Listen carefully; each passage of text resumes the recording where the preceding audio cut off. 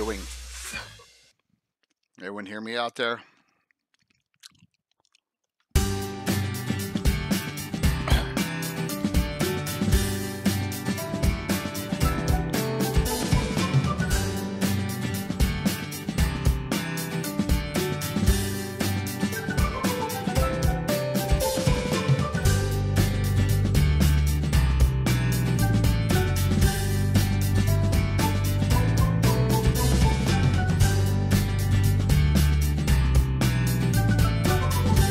Good. Because I'm solo right now. I don't know where Anna or Mike are right now. It's all good.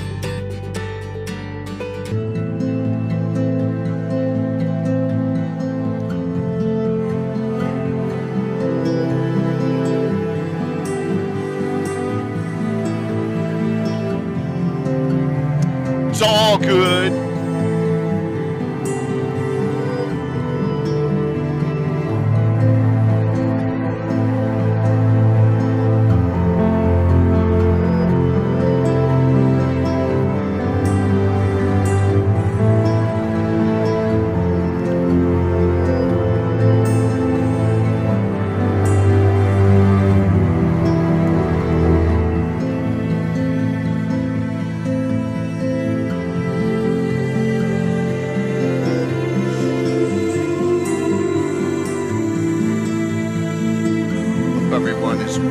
Tonight.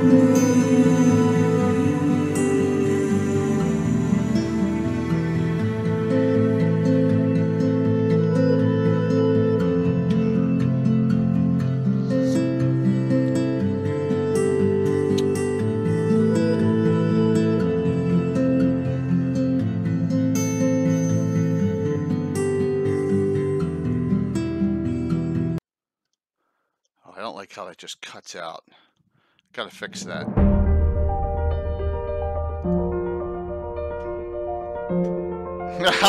Whatever, troll lords. What's up, Drake? Yeah, a little early putting on some preludes here. Yeah, preludes though come on before we start. So, yep, look at that, old school crow. By the way, Walt, if you're on, I got your books. So, thank you.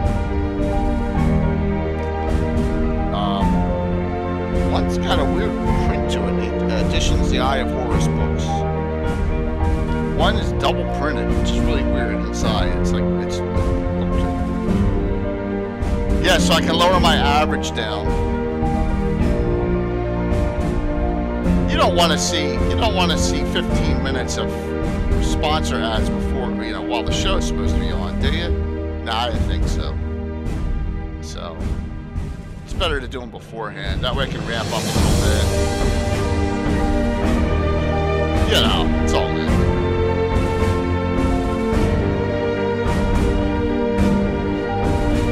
Yeah! I need some, I'm working on some new vids.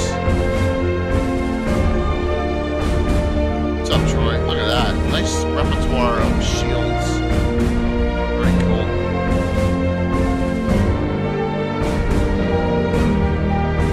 Yes. And come early. What's up, Dora? Come early then. Ah, good. The wisdom of Mike. Mike is MIA right now.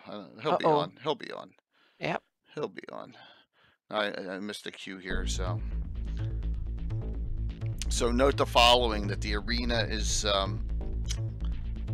in for Infinite Dimension. So all these big three, the bonus stuff isn't, but it's all available now. And got Mike Saxton Retro Gamer printing up the arena for us. So, because even if I had, here comes Mike. Even if I had one printer, it would take, and the printer was functioning. It would take, something like, it would take literally a month to print it, so. But Mike is E.F. Hutton. That's funny. Yeah, it is, that world thing's really cool.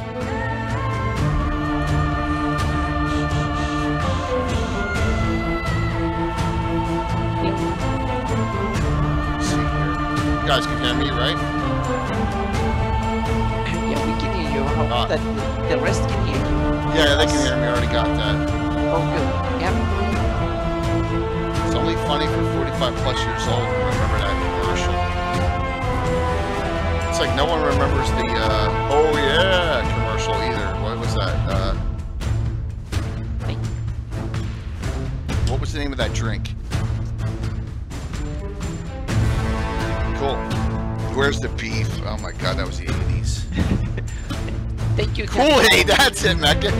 Kool-Aid commercial. Or the plop plop fizz fizz commercial. Thank you so much, Cannibal. Yep. Oh man, those were the days. Yeah.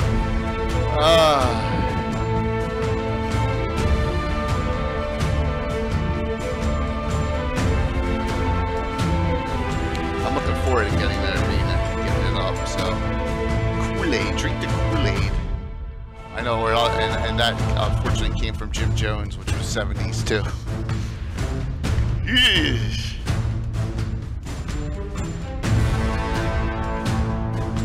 The whole world have heard the expression drink the Kool-Aid, but no one outside America doesn't know what it is. We're kind of oblivious to how it actually, what Kool-Aid actually is. Oh, it's gross. Okay. Thunder, am I? Not necessarily, but I'm going to talk about published source items that are in my campaign. How's that? I think that's just as good. Don't you think so? I don't know. Uh-oh. I hope this isn't a... Oh, it is. Oh my gosh. No. I didn't want to do that. I didn't want to do that. Wrong button. I didn't want to do that. Oh, I didn't want to do that either. Yeah. I thought the 13 was it was going to be the... Yeah, I'm going to talk about... Yeah, I may throw one or two in there, Thunder, but I'm going to talk about some that you can easily... I guarantee I got some obscure ones that are in published source that I use in my campaign. I can think of at least a half dozen. Well, I actually thought that button 13 was the Gamescape guy. I was going to put him on for a little bit, but it was the Tim tongue removal pick still. I thought I changed it when I did, so... Duh on me. So, hopefully everyone's good tonight.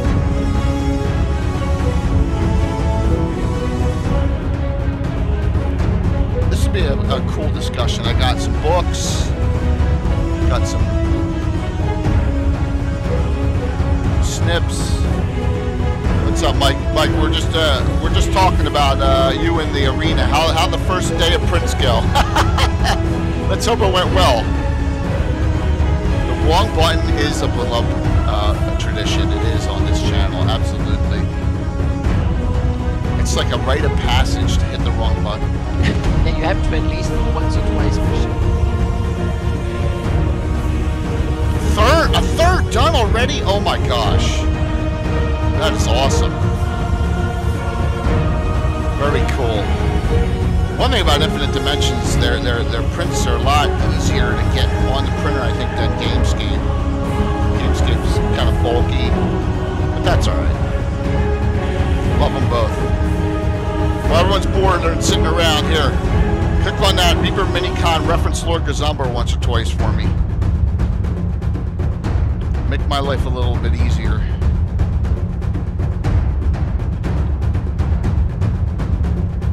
Not yet, Gary. Not yet, but it's gonna be. What? You gotta go somewhere? It's gonna be a good one because it's gonna be at least a $25 gift certificate to CSL tonight. So,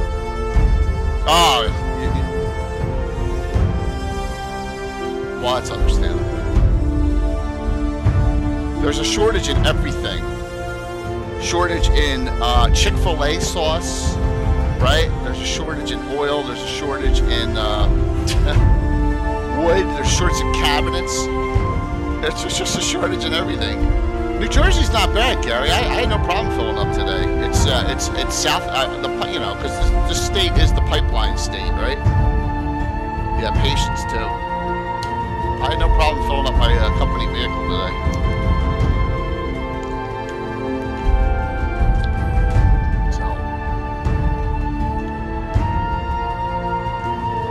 Yeah, well, yeah, because that pipeline breaks off and services a lot of the southeast, Tennessee, Mississippi, separate lines running. So, named magical weapons and items. Boy, we can go a lot of places on this one tonight.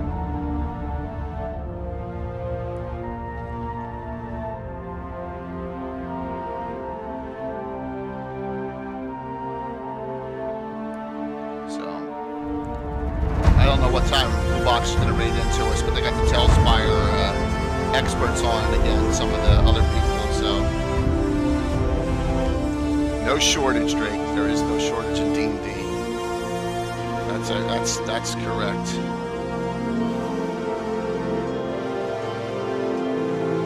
Hit some discords for some early goers there. We'll come on at 2 minutes. How's that sound? We'll come on 3 minutes early. The music may play again. So I am excited about this discussion, and also this is the last episode before the 100th next week, right? 100 episodes. Wow.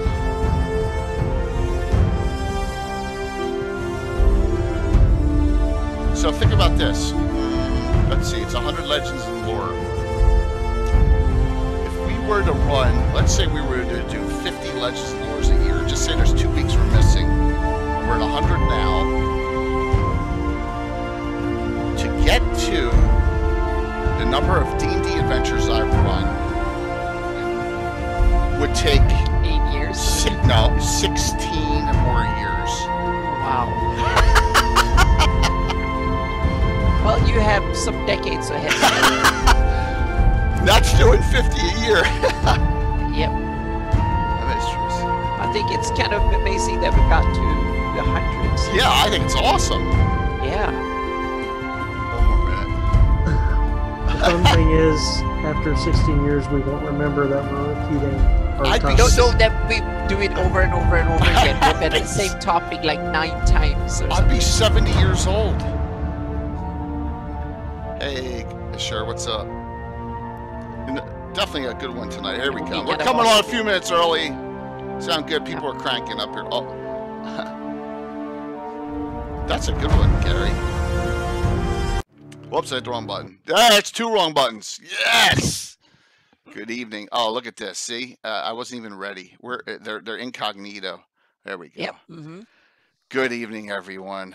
How are you tonight? I'm Jay Killer Gazumba, and I got, will I still be playing at 70? Well, that's the idea, Thunder. I hope so. I got great Anna Meyer with me and Greyhawk Mike Bridges tonight, and, you know, I'm battling a lot tonight. I think I'm on fumes or something, but 99, yes. Yep. 99 episodes. That means it's 70 here on Lord Gazumba 29 on the Greyhawk channel, if anyone's counting. So we're 1 away from that 100th one next week, and that's exciting. But I think this discussion tonight is exciting too. I think we got a really, really good discussion here. Named magical weapons and items. We're gonna bounce all over. I know it.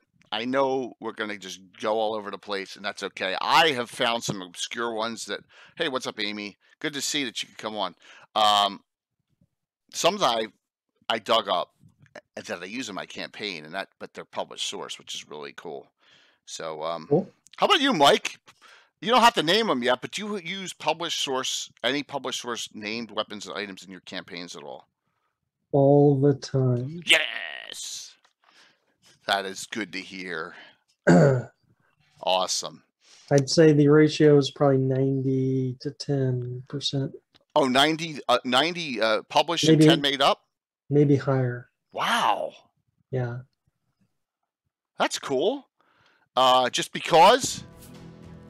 Yeah, because it's more firmly rooted in my brain for it being published. Okay. All right, that's cool. Hey, that's a good reason, man.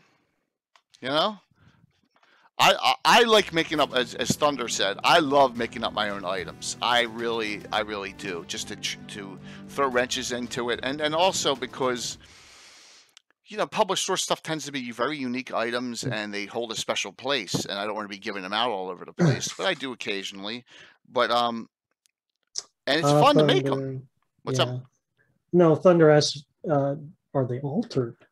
Well, of course, because sometimes you don't get statistical information on them, or your edition changes and you have to adapt it, and the results end up differently. So yeah, often it ends up being something more of my creation, which is great. You know, because you don't want, you know, and that's the cool thing, is that you're, you know, and if you go back to the original Dungeon Master's Guide with the artifacts, they didn't give you the abilities. Yep, just a lot of blanks to fill in. Random. Yep. A lot of blanks to fill in, a lot of quirks and stuff. Now, I know what Anna's answer is going to be to that. And she doesn't use any. Yeah, I was going to say that was a long time ago, I think, since I used a name or like a published one from published sources.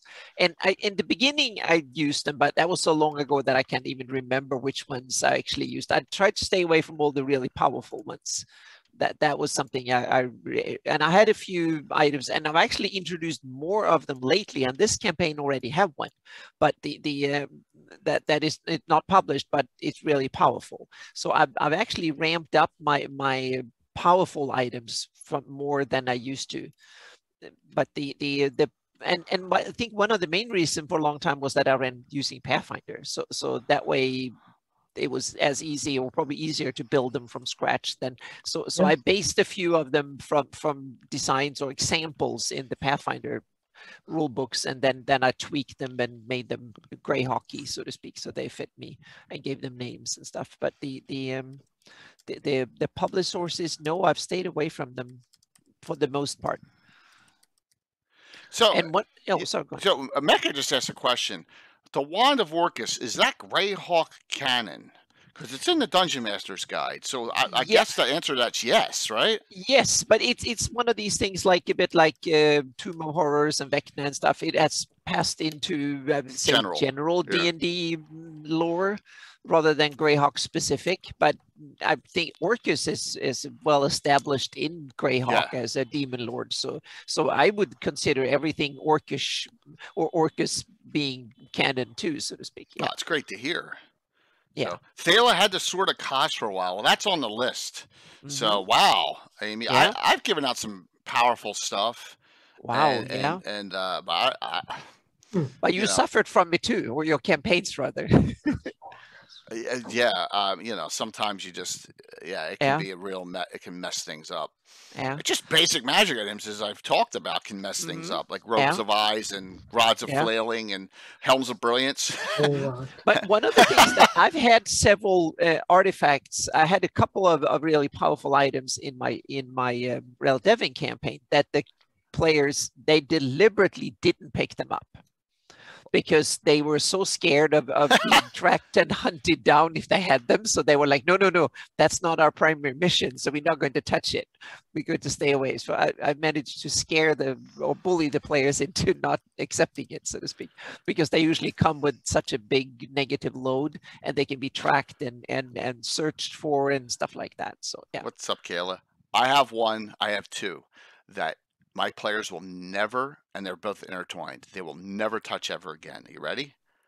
Yep. Githyanki swords and specials, the special version of the Githyanki swords. They will never pick up one of those ever again. And why would you? A whole Githyanki hunting party is going to come after you for those swords, you know? They're the ones that can cut the astral cord. You know, and artifacts are hot stuff, meaning they are well sought after items. So often they go fight for them. Plane. Yeah, holding on to artifacts should be in many cases more difficult, or as difficult as obtaining them in the first place. Yeah. Oh yeah, and so what we will do is, and I don't know Ben. I don't know Phobane because I am not a Mithrana guy. So there you go. Gorgon the Shatterer. There, I mean, Gary, all right, let's go there first. Okay, Gary started it off. And I don't even have a picture up of Karghoff, but Gorgon the Shatterer. Okay, that is the Githyank. That is, listen to me, Githyank. That is the sword from the great Saint Carberth. The King of the Death Knights from the original Scott Benny article, the first Death Knight ever put in that Saint article. What do you do? Where do you go from there? That Gorgon the Shatterer is a nasty, nasty item. I mean, that's top of the line, right? I don't even have it scrolling through. I got a whole bunch of other stuff, but I don't have that one. So, Mike, what's your background on Gorgon? That is one I have not used. I do admire that it has a cool name. That sounds, when you hear the name of that weapon, you think, oh, that might be a Death Knight's weapon, and you'd be right. Yeah. That was one of the items I had in my Rel Devin campaign, that the players, they were not close enough, so they saw it. They knew it was in the area, so to speak, or they could have gone for it. They didn't even try to obtain it. They kind of, no, we're going somewhere else. So long shot. Yeah. Yeah, so giveaway set, at least this tonight. I'm not giving it. You can get this, right? $25 gift certificate to CSL Entertainment, courtesy of, it's more of a fan content community one, courtesy of Cannibal. We may throw something else in there. We'll see what we'll see as we go. But at least, $25 to CSL Entertainment, you can get a really good module, a bunch of PDFs for that. So, Gorgon the Shatterer is only mentioned. I don't think it's even mentioned what it does in the original Scott Benny article. Am I correct on that, Gary? It just says, "Woe be if he's ever," and I believe you wrote it up and expanded on it, if I recall correctly, Gary. I think that's what happened with it, and that is, it was separated from him, and that's where you want to keep it and keep them apart, right? We're only able to guess at its powers. So there's one that you can decide on your own. For what you do. Hey, Patrick, Canadian, good to see you.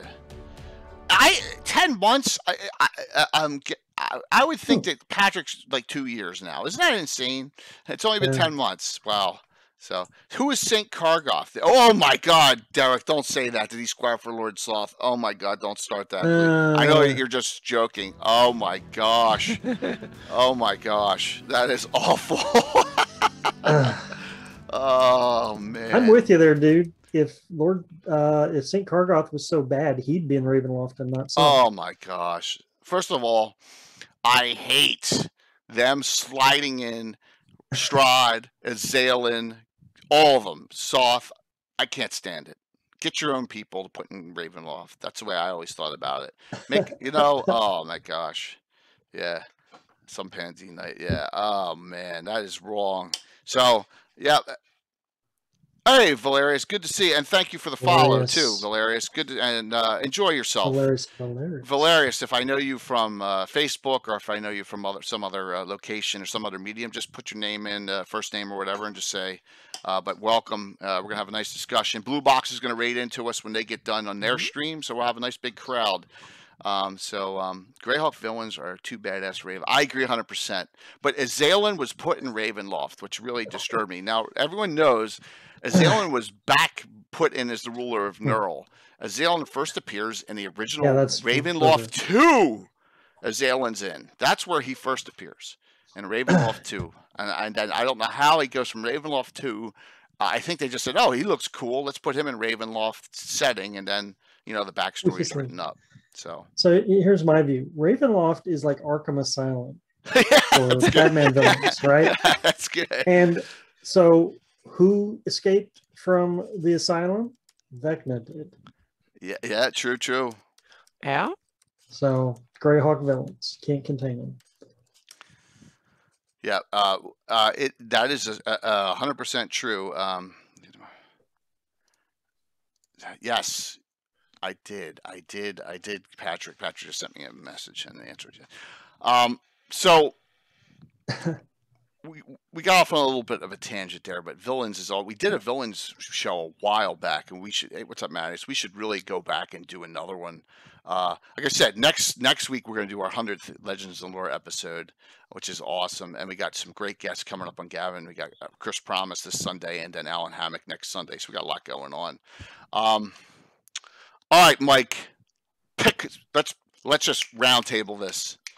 What do you got? Well, I gotta like make a little nitpick already. So Sure. we just had the mention of Karghoff's weapon, which had a very badass name.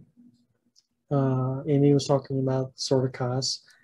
And when I think of named items, which are usually swords, people give swords names in literature. Yeah. So when I think of a sword's name, the Sword of Kos is not the name of the sword. It's true. It's Kos, that's Kos's sword. So I don't consider that a named weapon. Just nitpick. But didn't it have a name? Hunger or something? No, that's a different sword. Oh, that's true. That's a different. Yeah. Now, Hunger is a named weapon. Yes, that's sure. That's Darnakurian's. Darnakurian. Yeah, it's not the Sword of Darnakurian. It's Hunger. Yeah. So that's my nitpick on this on this conversation. Yeah, but that's the same way I do with like settlements and stuff. Meaning the keep is not keep of the borderland. It's the named Kendall keep and later on, but not in B2. Yeah. Right. It's exactly. Not named yeah, but it was named afterwards. Yeah, it's not named anything in B1. You can be a unique item with a general name, but have a general name. Right? Oh, yeah, exactly.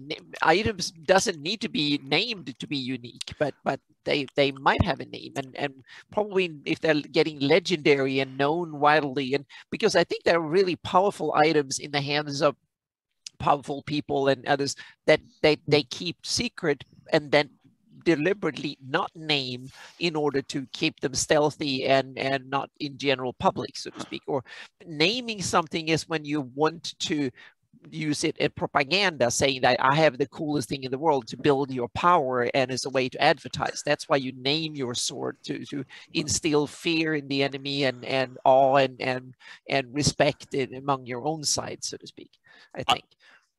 Well, Death Ray in a good way. We're going to have a whole bunch, okay? I got, because I am the one that digs into the weeds here. This is your topic. This is your topic. Well, go for it. Yeah. I like Sword of Kos. All right, let's start at, should I do it all right off the bat? Let's do it right off the bat, okay? Okay. Yeah. We're going to go here. And because I know Josh Pop isn't on, and I don't need to get razzed. So do it quickly then. Oh, he's getting, All right, we're going. This is the original. We're getting this out. This is not the return. If I put return would burn in my hands, right? Are you going to talk about the skull? No, better. Okay, not the skull. Okay. We're going to talk about a great thing that happens in this book, and that is there's a final. This is where the final word sword Fragarak comes from, right there. Oh. Okay. So here's Fragarak. Your sword of answering. Now, note the following. Ashur agrees with me 100%, Ashur, because you freed him too, so all the rest of you can go scratch about the frickin' vampire Thrommel. In Temple of Mental Evil, you're meant to free and rescue Prince Thrommel from the 3rd level, okay? Along with this weapon, Fragarak, all right? And this weapon is a final word sword. Why it has a special name different than the other ones. And if you want to know where to find the other ones, there's multiple locations. All right. The swords of answering are in multiple places. Here's a connection. This is actually in Temple of Mental Evil. While Fragarak first came to this world, it received immediate attention and quick renown. All right. It's a +2 weapon. It cannot hit opponents struck by +3 or better. All right. The lesser swords are identical, the differing gems set in a guard and pommel. So there are 9 of them, and they're alignment based, and they go over these in Art Arcana. Okay, and so Fragarak gets found in Temple. You free Thrommel. What happens in my campaign in 1987? Everyone. Thrommel gets free, goes back, becomes the prince back to the air, and marries Jolene, but they don't join the kingdoms, becomes king of Fear and Eviluna, but he gives one of the other swords of answering that he has back as a gift to the adventuring party. He keeps Fragarak, because I know I wanted to tell you what was going to happen. Someone asked me in one of the chats on Greyhawk Online. So there are 9 of these now. There's been, you can get it to use in the Atari. Yep, there you go. Sure, great point. In that Atari game, you actually get to use it. That's a great point. As Fragarak and the Blades of Answering, the symbol of Kellenin. That's a great question, Gary. My guess is probably that's what was thought about it. That 9 points. It's a very good point. It probably absolutely is. there are names of these weapons, but no one can tell me what name goes with what alignment. I know there's there's supposition on it and some posts on it. So one of the one sword of answering, are you ready for this? From the adventuring party was lost by the adventuring party and by a character. Does anyone want to guess how?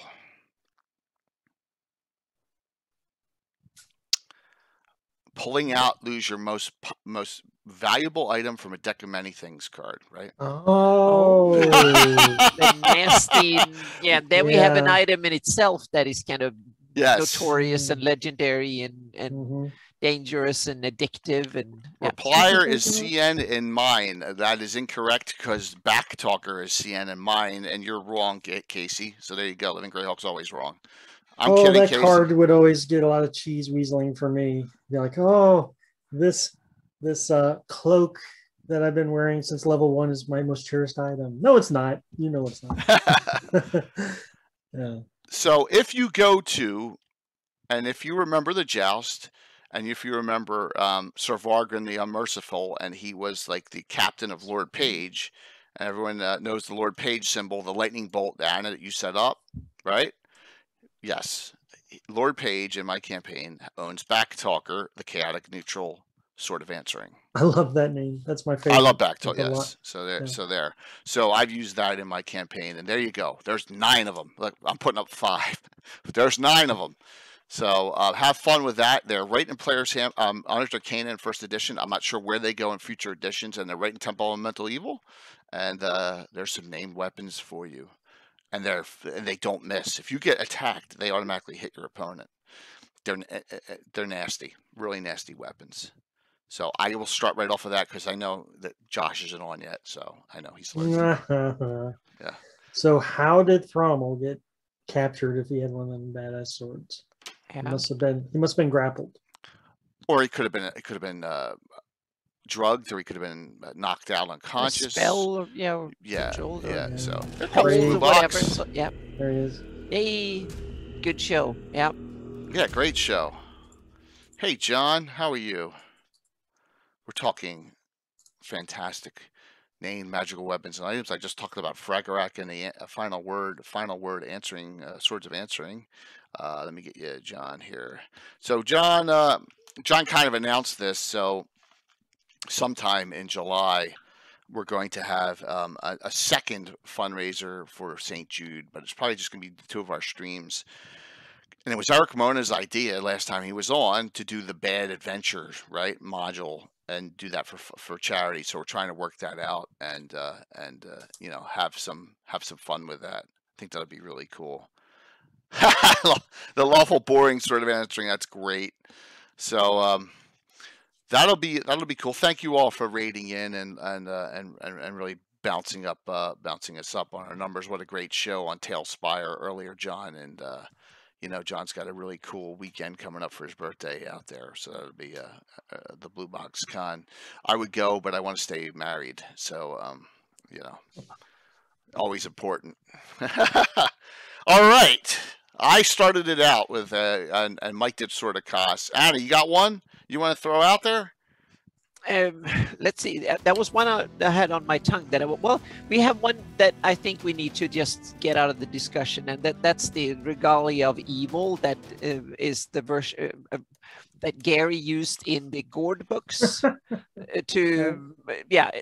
think was just a kind of just a version of the Ring from Tolkien. The kind of thing that you need to have. Otherwise, if someone else has it, then get it. Then the world comes to an end. The Regalia of Evil. Yeah, What? They call it the Theor parts. He called it the Theor parts in the books, and Okay. then in the 3.5, I think they were called the Regalia of Evil, and Theor and they parts were of presented- Thurston, according to Cathay. Yeah. Yep. So What? that's They kind have of names. Oh yeah, I think it's the crown, the rod, and the Theor. ring or something. Yeah. Oh, yeah. Gary says Okay, so Regalia is different from the Ah, Theor parts. okay. Wow. There you go. Okay. See? Good. You, Yep. you always, yes. Yeah, always I- learn things here. So yeah, Know that. but it was Back and up. one of these things that when you start your gaming career, you always want to have that. kind of item. Now I would not run a campaign like that again with something like that. It was like, no way, because if you miss, then you have to kind of, and yeah. Please feel free to sign up for the giveaways, please. It's too simple of a thing, I think. Yeah. So what's the difference between the Theo parts and the Regalia? Asher says the tri-part, the evil artifacts, not the Regalia, which was the crown, orb, and scepter. Okay. So what is the? Oh, yeah, so but thematically they seem to work very, very similar, because when you read the books, there seems to be, Gary seems to hint at basically the same thing. So thematically and kind of game mechanically, they seem to work very, very differently or very similar. But then if all the details are the same, no, I don't think they are, because when they did D&D 3.5, I think deliberately they had to change it so they didn't go into copyright and just copy Gary's items from the Gord books right off the bat, so to speak. So yeah, interesting. Yep, but that is one I think, simply as a kind of advice, try to stay away from the end of the world kind of items. All right, yeah, very, very interesting. Yeah, you always want to stay away from that. D&D imposter. Type in ! drawing all together, and that'll get you signed up, whether it's a capital D or not. Okay. And Bigby's bathtub of bubbles. I kind of that sounds like something Tim would make.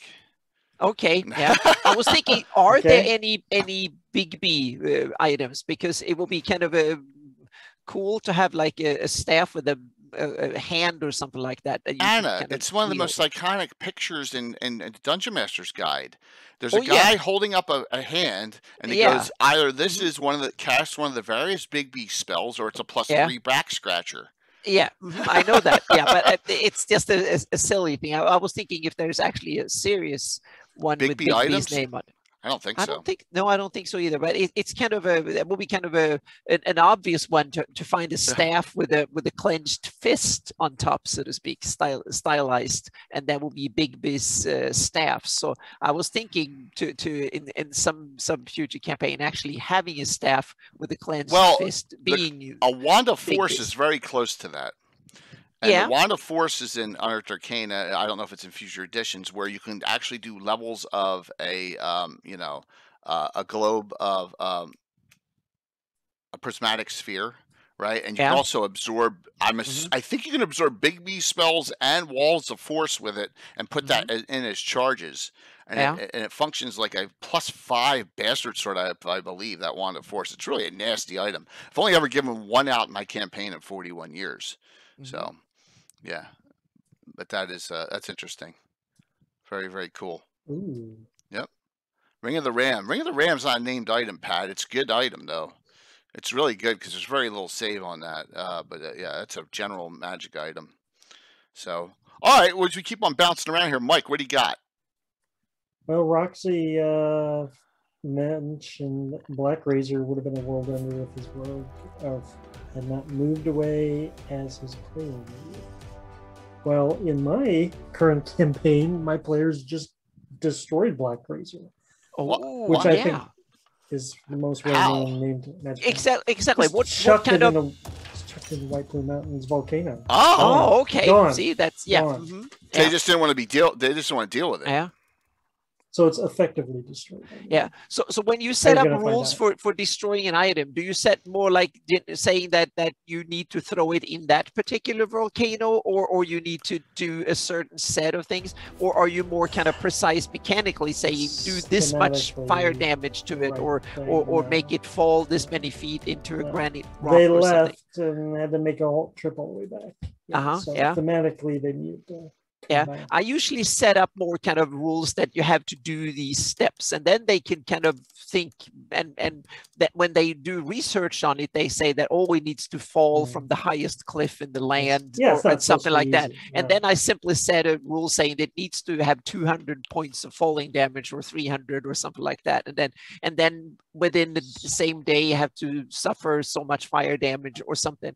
And then try to do it metaphorically. So when they research is that we get like metaphorical, that they have to kind of then try it, and then if they fail, then the thing survives, so to speak, or they succeed. So they can't just like, okay, if you do that, we're 100% certain. So they have to kind of, it's a bit of a trial and error thing. A few times I've done stuff like that. So they destroyed Black Razor. That's amazing.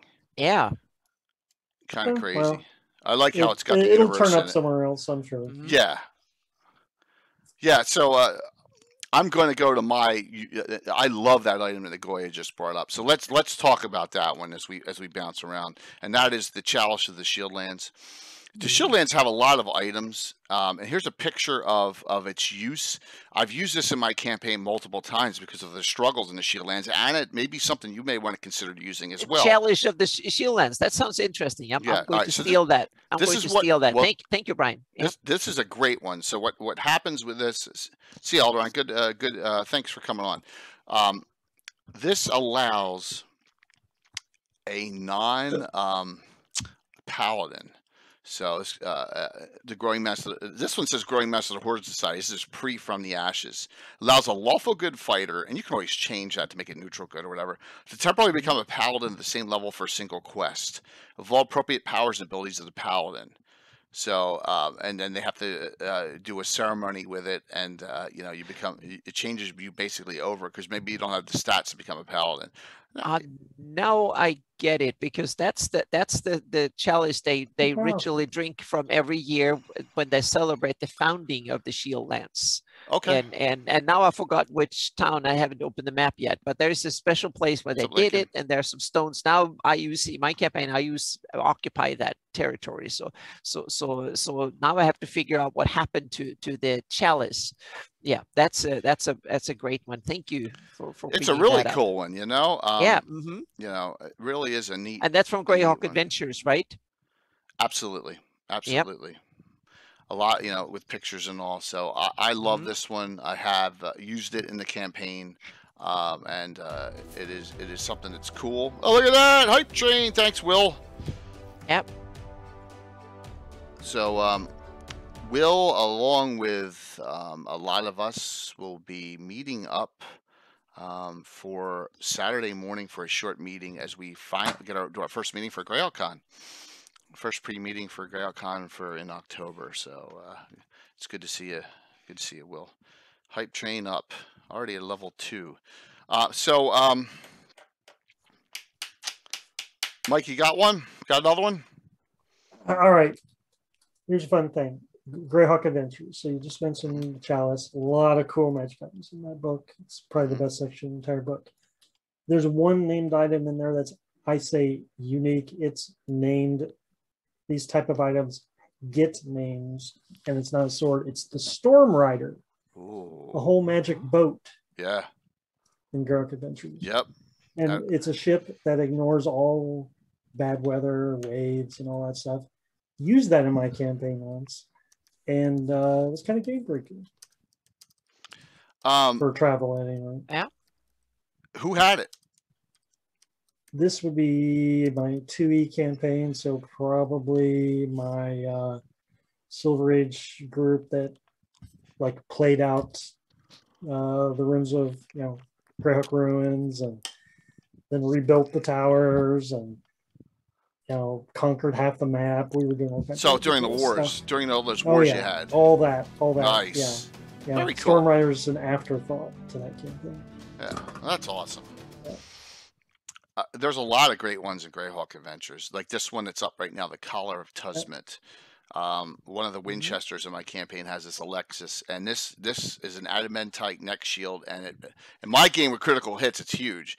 It offers no armor class bonus, but provides immunity from decapitation. So it's a pretty nasty thing. Yeah, that's a pretty magic items are 200 broad. So we don't sell them, Baldrix. Never sold. I don't allow it. Now they may post for a +1 sword or some armor, but unique items, I know it's ridiculous. I think they just put that to value. Like the value of it is to base what it's worth in relativity to other magic items. I think that's what they're trying to do with it. Okay. With those values, yeah. Yeah. I've used the. Oh, sorry. Go on. Go for it. I was going to say, I've used the rules from Pathfinder Ultimate campaigns where settlements have a certain amount of money available, so to speak, and a base value, and there's so much value around. So if you want to sell something that is worth more than so and so much, then you need to find a place where there might be a chance someone actually have that resources. Yeah. So if you go to an artifact, you have to go to one of the metropolises. And even there, you might have to wait weeks and months to negotiate that sum from some buyer, so to speak. And then you often get other stuff than just cash for it, so to speak. You might get land, or you might get other items, or you might get a trade agreement, or simply a pledge of allegiance, or whatever for it, so to speak. And so it's not as straightforward. So selling an item like that, that's a campaign in itself. That's like a multi-session thing just to use it, so to speak. But a +1 sword, you can probably go to a town somewhere, and they might be able to give you 100 gold pieces for it or something. If you go to a big city, then you might get more for it because the market is bigger. But if you go to a little village, they might not even have a single gold piece to give it. They might offer the best food in the inn or something like that for a week. And if you're willing to accept that, then or they might simply say you can come and stay once a year for the rest of your life, or weird things like that, and just try to barter with you for stuff like that. So I don't have like a straight thing like, oh, it's worth 100,000 because that's what the Dungeon Master Guide says, and then you simply get it for selling it. No, it doesn't work that way. No, you don't want to allow too much selling. I allow like if Greyhawk there's City, not they that much post, money around. Then you have to go to Here a dragon and steal it, so to speak, from the dragon horde, someone to have that kind of money. So, and then they will probably kill you and take the item rather than buy it from you, if they can kill the dragon to get the money. So I sure brought one up, and I have one in this book too, and that is Bladestar. Okay. Yeah, that's a good one. All right, You don't Treasures- see very many daggers. Yeah. Treasures of Greyhawk. Bladestar's the Named third adventure in daggers. here. All right. So there you go, Bladestar. So real quick on Bladestar, and we're going to do a lot of I use items. And thank you everyone for that for that hype train. Really appreciate it. Bladestar is an intelligent weapon. It's a dagger. It is it used to be a weapon of a high-level assassin named Alian Darar, who was a longtime spy who worked for Ayus, of course. He was on his way to the city Greyhawk to contact members of the cult who have been quietly infiltrating many of the guilds in the city. But then he was killed on the way there. So there you go. The spirit of Daran haunts the dagger, Bladestar. Good one. Very good one, Ashur. City Grok don't like assassins working from outside the guild. Will, it's really good. But I'm going to, if you all remember, I just ran one in here about 3-4 months ago, and I like it. And that's another cool one, too. So, I don't know the Scorpion Crown.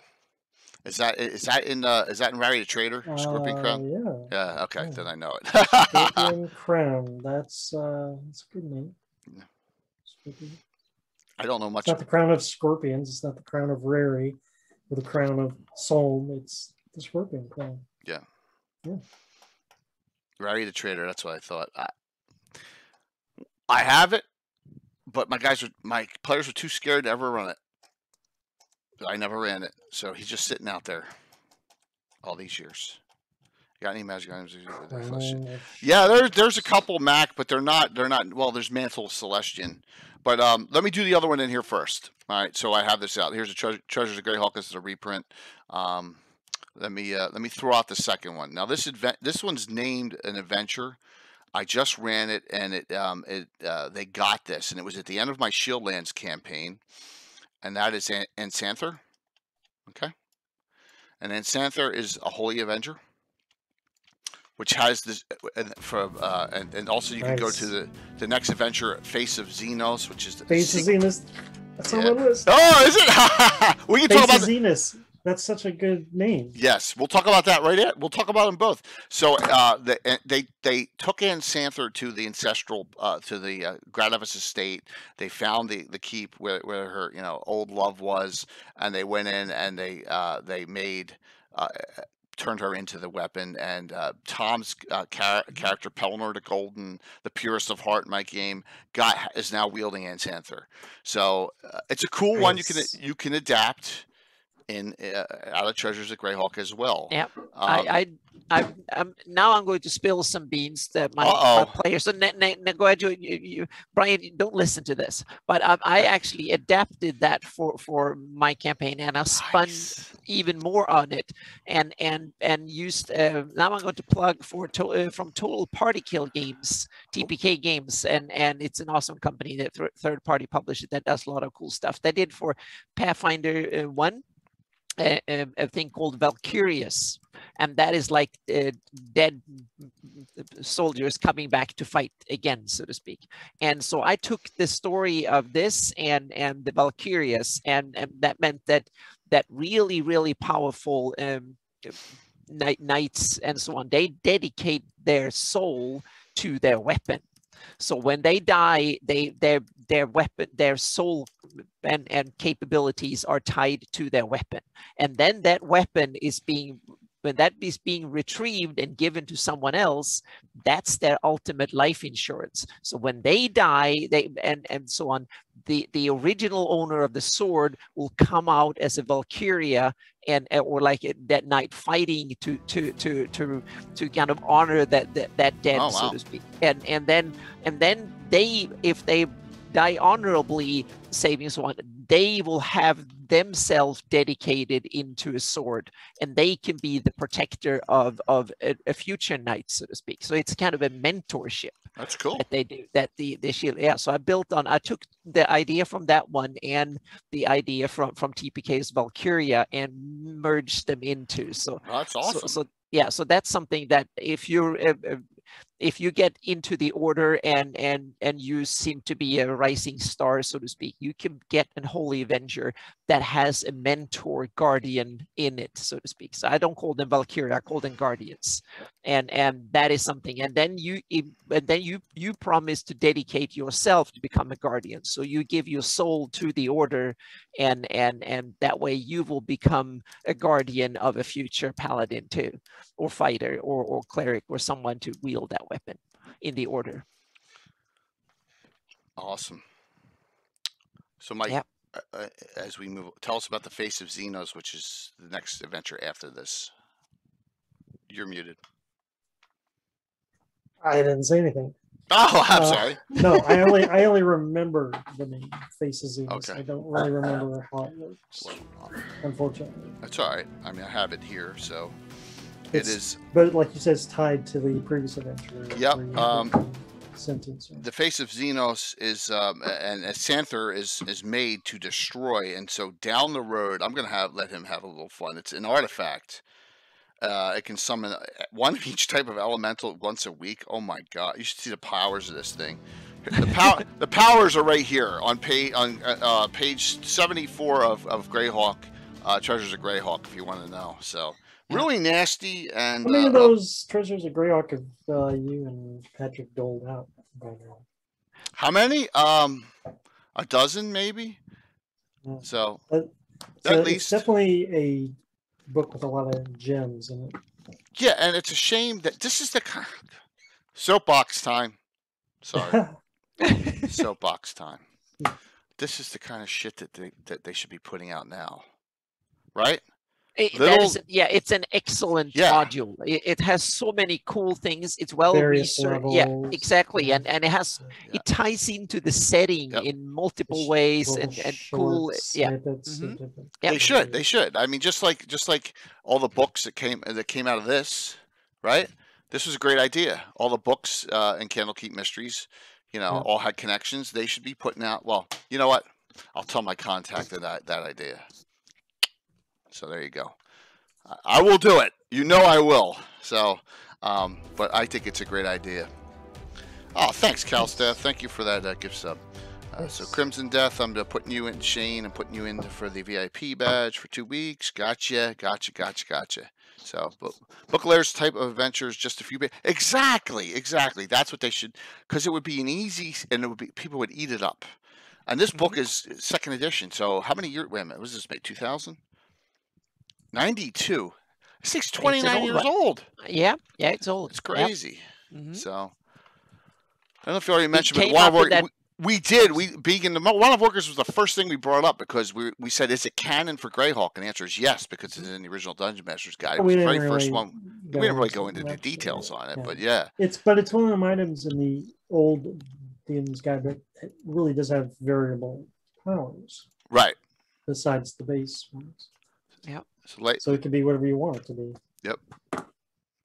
Well, it's much appreciated. So Leg Kim says Magic Sword Swiftum. Okay, so yeah, killing it. Yep, go for it. He has two swords that are named. Okay. Yep. Two named swords. Yep. Swift Doom, Sure Guard. Yep. They both long swords. Yeah, one's a Flame Tongue, the other one's a Frostbrand. So he wields 2 long swords too. I don't remember which is which. Yeah. Well, he's a swordsmaster and a deity, so he does it to show off that he's so good that even if it's a handicap for him, he's still better than anybody else. Yeah. Yeah. I like my favorite thing about killing it is in the writing. It says that other swords will not like harm him. They refer to him because he's like this guy with swords. Mm-hmm. So I always had these visions in my head like, ooh, Black Razor or whatever, will not touch Kellen. Don't come at him with a sword. So hence why, why would a lawful good attack a neutral? But hence why I hate that they turn Heroniuses into glory swords instead of glory axes. They need an axe to attack, an axle to be able to attack Kellen. There you go. Yeah. So Anna's dog always wants her. So there you go. Mason St. Cuthbert, Canadian. Yeah, that's the first pick I have up here. And once again, if you really want to have a statted up area, you can always just go to this book here. And you got St. Cuthbert and Ayus both in the back. Mm-hmm. Right? Yeah. So. The Cudgel wielding crumpled hat. Yeah, there you go. Yeah. Mm-hmm. And that doesn't look like a mace. It just looks like a club. In that picture. It's called the Cudgel. Cudgel. I don't know. Yeah, or Cudgel, or however you pronounce it. Yeah. Yep. So it's +5 Mace of Disruption. Yeah. So is that just a glorified piece of wood? I guess. Or like a glorified baseball bat version of something? Or yeah. Yeah, I agree, sure. I took flavor out of the 2nd edition Specialty Priests, which we've discussed multiple times, especially with Eric Boyd. So Mace of St. Cuthbert can do Bless, No Alignment, Tongues, Exercise, Remove Curse, 7 per week. So there you go. But Mace of Disruption at +5 is pretty nasty. So, and any human touched by the cudgel must save versus spells or be beguiled for 5 to 20 turns. So, cudgel just means club. Could be anything. Very true. Yep. Mm-hmm. Good. True. Thank you. Absolutely. So nice one in this book as well. While we're at it, there's one more in this book. Let's get Temple of Elemental Evil out of the way, right? I got a pick scrolling through already, but isn't that the Orb of Golden Death? Oh yeah, the skull, yeah. Yeah. And I think this is a good example of the Lego approach, meaning you have to put stuff into it and build it together, and you can kind of mix and match in order to get the effects. In order you go and find this, and you go and find that, and then you the socketed thing that is very popular in video games. It's called Yellow Skull, Golden Skull, or the Death Orb too, and it's created by Zugdemoyen Ayus. Mm-hmm. Yep. Zugdemoyen Ayus. Yep. So a little foreshadowing with that. Everyone knows, let me do it. Well, maybe you don't. Tomorrow night I run something out of this. Right? So I'm running Tony's Xanthoria. There's a connection there. So you'll find out tomorrow if you watch. And it's like easy to play that adventure, super easy to place right in Greyhawk because of the connection. So Orbs TOE, did you get that one already? No. If you sent me one, I didn't get you that. I didn't get that. Nope. I got a Treasures of Greyhawk. I got Dwellers and a couple other ones. Plus, I got this from Old School D&D from Walt. There you go. One of his publications. So thanks a lot, Walt, for that. I got an extra one to give away too. So Orbs of Dragon kind are great, Jason. We did an entire fundraiser on one, and not a lot of people watched it because I didn't have that many viewers. Right, Anna? Back in the day, I think. So Anna played in that one, and it was all about the 7th Orb of Dragon kind, and they're all evil. Vilely evil, and they're all really bad, and there's no good redeeming qualities of any of them. So, and just trying to wield one is not a good idea. Yeah. So I've considered a long time that intrigued me, and I've considered to have a campaign about around the dragon orbs, but so far I haven't really found a cool plot that I want to. Yeah, it's tough. It's tough because they're so overpowered. And Roger Moore's article is the place to go for those. That's the spot to go. He's got them all written up and detailed, and where they're from, where they come back. That is them names. Yes. Yep. So I haven't. It's one of these things that is on my think about, kind of make a campaign about around them. So or one of them, or many of them, or I don't know. Yeah, I kind of ran out of. I didn't get any good ideas of how to approach it. See, Death, right? You understand that they broke your campaign, and that's the problem. So, a lot of the items that I have brought up, like the Collar of Tusmet, the Chalice of the Shield Lands, they're not going to break your campaign. Yeah. The Wand of Orcus could break your campaign. Yep. You know what I mean? Yep. So, I had one item in my Real Devon campaign that actually made it into the campaign, and that was the Banner of Almor. Oh, okay. Yeah, that was actually a shield that you can use as a shield, or you can put it on a pole, and it became one of these battle standards you can hold in battle, and it had a wide effect. If you use it as shield, then it only affected you. But if you put it as a battle standard and held it down on the battle, it had a wider area, so to speak. Where's that published, Anna? No, it's in Evid the Undying. Oh, great!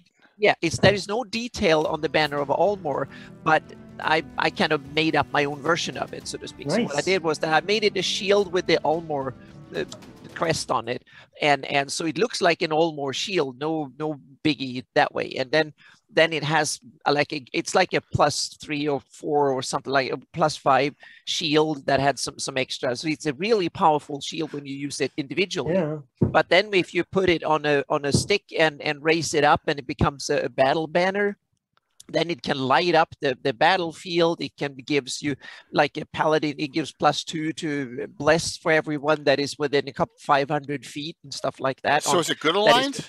Oh yeah, it's good aligned. Okay. Oh yeah, it's lawful good. It's a good item. So yep. You should share that with Assure for the Evid. Okay. Yeah. I mean, that's his wheelhouse. Yep. Yeah, so that was cool. Kind of a 2-tier, and it took double research to figure it out. So someone must just grab it, and that was one of that trash hoard that Lord Mestrin had hidden away, because he got it afterwards, and he took it, so to speak, and it was hidden in his stash of stuff. So the characters had to go to the Wild Coast and start digging it out of there, and the Banshee and the whole shebang happened. So yeah. Like him. Come on, man. Come on. The Fellowship of the Torch. You're really going to try me on one of my favorite published source mercenary groups of all time. Come on. Nastasia Ariani Nightstar wields the Torch of Anasander. I have it in my campaign. There's a shield going through on the top that's scrolling through that'll have the Torch of Anasander on the shield in the upper left-hand corner. Yeah. So, nice one. Torch of Anasander is a great item. It's in from the Ashes box set, and it grows in power as she grows in power. She's a dual-class fighter, magic user, lawful good. Probably has like 1/4 to 1/8 elven blood in her, and I use her a lot in campaigning, so it is a cool thing. So, yep, absolutely. All right, so Valeris brings up David's Wondrous Lanthorn. There are a lot of great items in Shokanth. That's the first place you see the Prison of Zagig, and also Dade's Wondrous Lanthorn, which is missing a lot of the colored screens that go into it in that adventure. And now, if Carlos was on, Carlos would tell you it's his favorite adventure of all time. It's in my top 3. And a lot of people aren't fans of it, but I love it. So there you go. It's a good one. It's a real good one, too. If we dip into Ivid, we have the 4 artifacts of the Twin Cities. The Mason Talisman of Krevel and the Helm and Wand of Lunargen the Spinner. Asher, I know nothing about them. Not a thing. I'm sorry, guys. Not a thing. So you know what we got to do? We need to have Dale back on and do a Ivid the Undying in depth. Really a deep dig. Yeah, well, I need to read that through again. That's a great topic for a future show. We go through the So let's set that up, Dale. That we have you come on in the next few weeks, and we go Ivid the Undying in depth, and we dig into that, man. Because I'd love to hear about those items. Yep. You know, I really would. Yeah, those lenses are pricey, Nagoya. I agree 100%, and they're hard to get. It's an item I don't give out. Okay, that item debuts when they did Shokanth. It went to the stages. You know what I'm saying? Plus, you don't want your party members running around with Prison of Zagig either. Trust me, you just don't. And there's a Prison of Zagig, by the way, in the bottom of Expeditions to the Ruins of Greyhawk as well. There's one at the very bottom in that adventure too, and there's someone trapped in it. So yeah, some cool things. But lots of cool things. So, Annie, you got another one? Yeah, I can mention first before we go on to something else that the Banner of Almor, I think, according to Ivid the Undying, was supposed to be in the in Chathold in the ruins after the war, so to speak. It's been hidden there, and they're still searching for it. So I think that was the official description of it. It was mentioned there, and that was it, so to speak. Let's see. Anything else? Just me. I'm loaded, and I bet you Mike's loaded. Too. Oh yeah. Go on. Let me think. Mike, you want to go? Yeah. Yeah. You know, in chat, Morpheus mentioned something that really caught my eye, and it was in the Paul Kidd novels. Oh, the D series novels.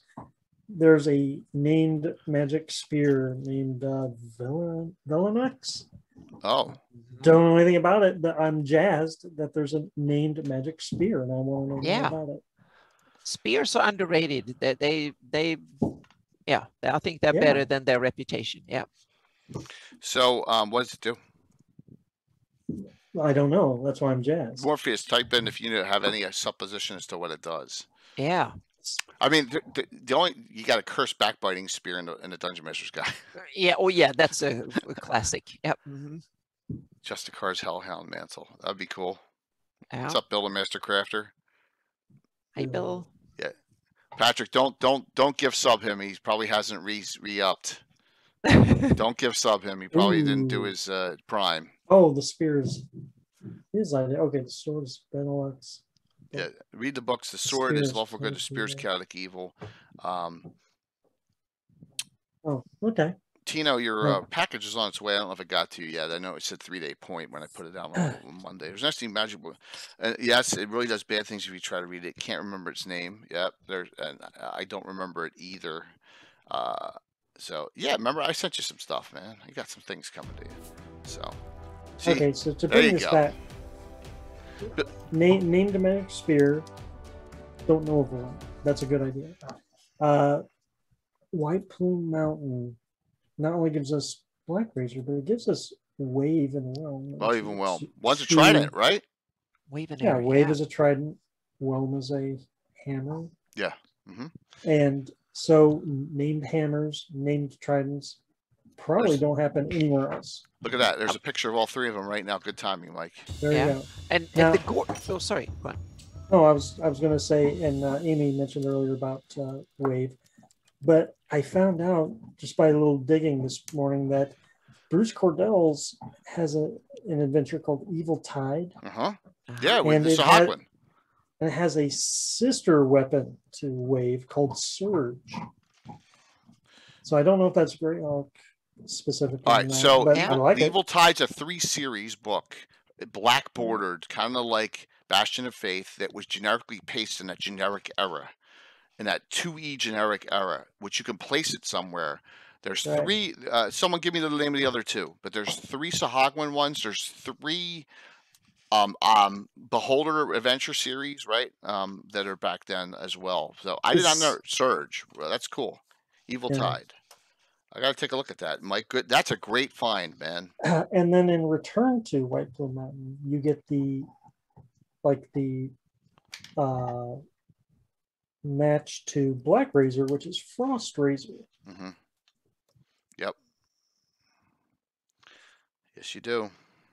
So lots of named items come out of adventure. And it's probably why, while it's not my favorite adventure, it's the one I've ran the most. Yep. High Tyrant ones, absolutely. I like Return because White Plume Mountain is like G1. It's short, right? Yeah.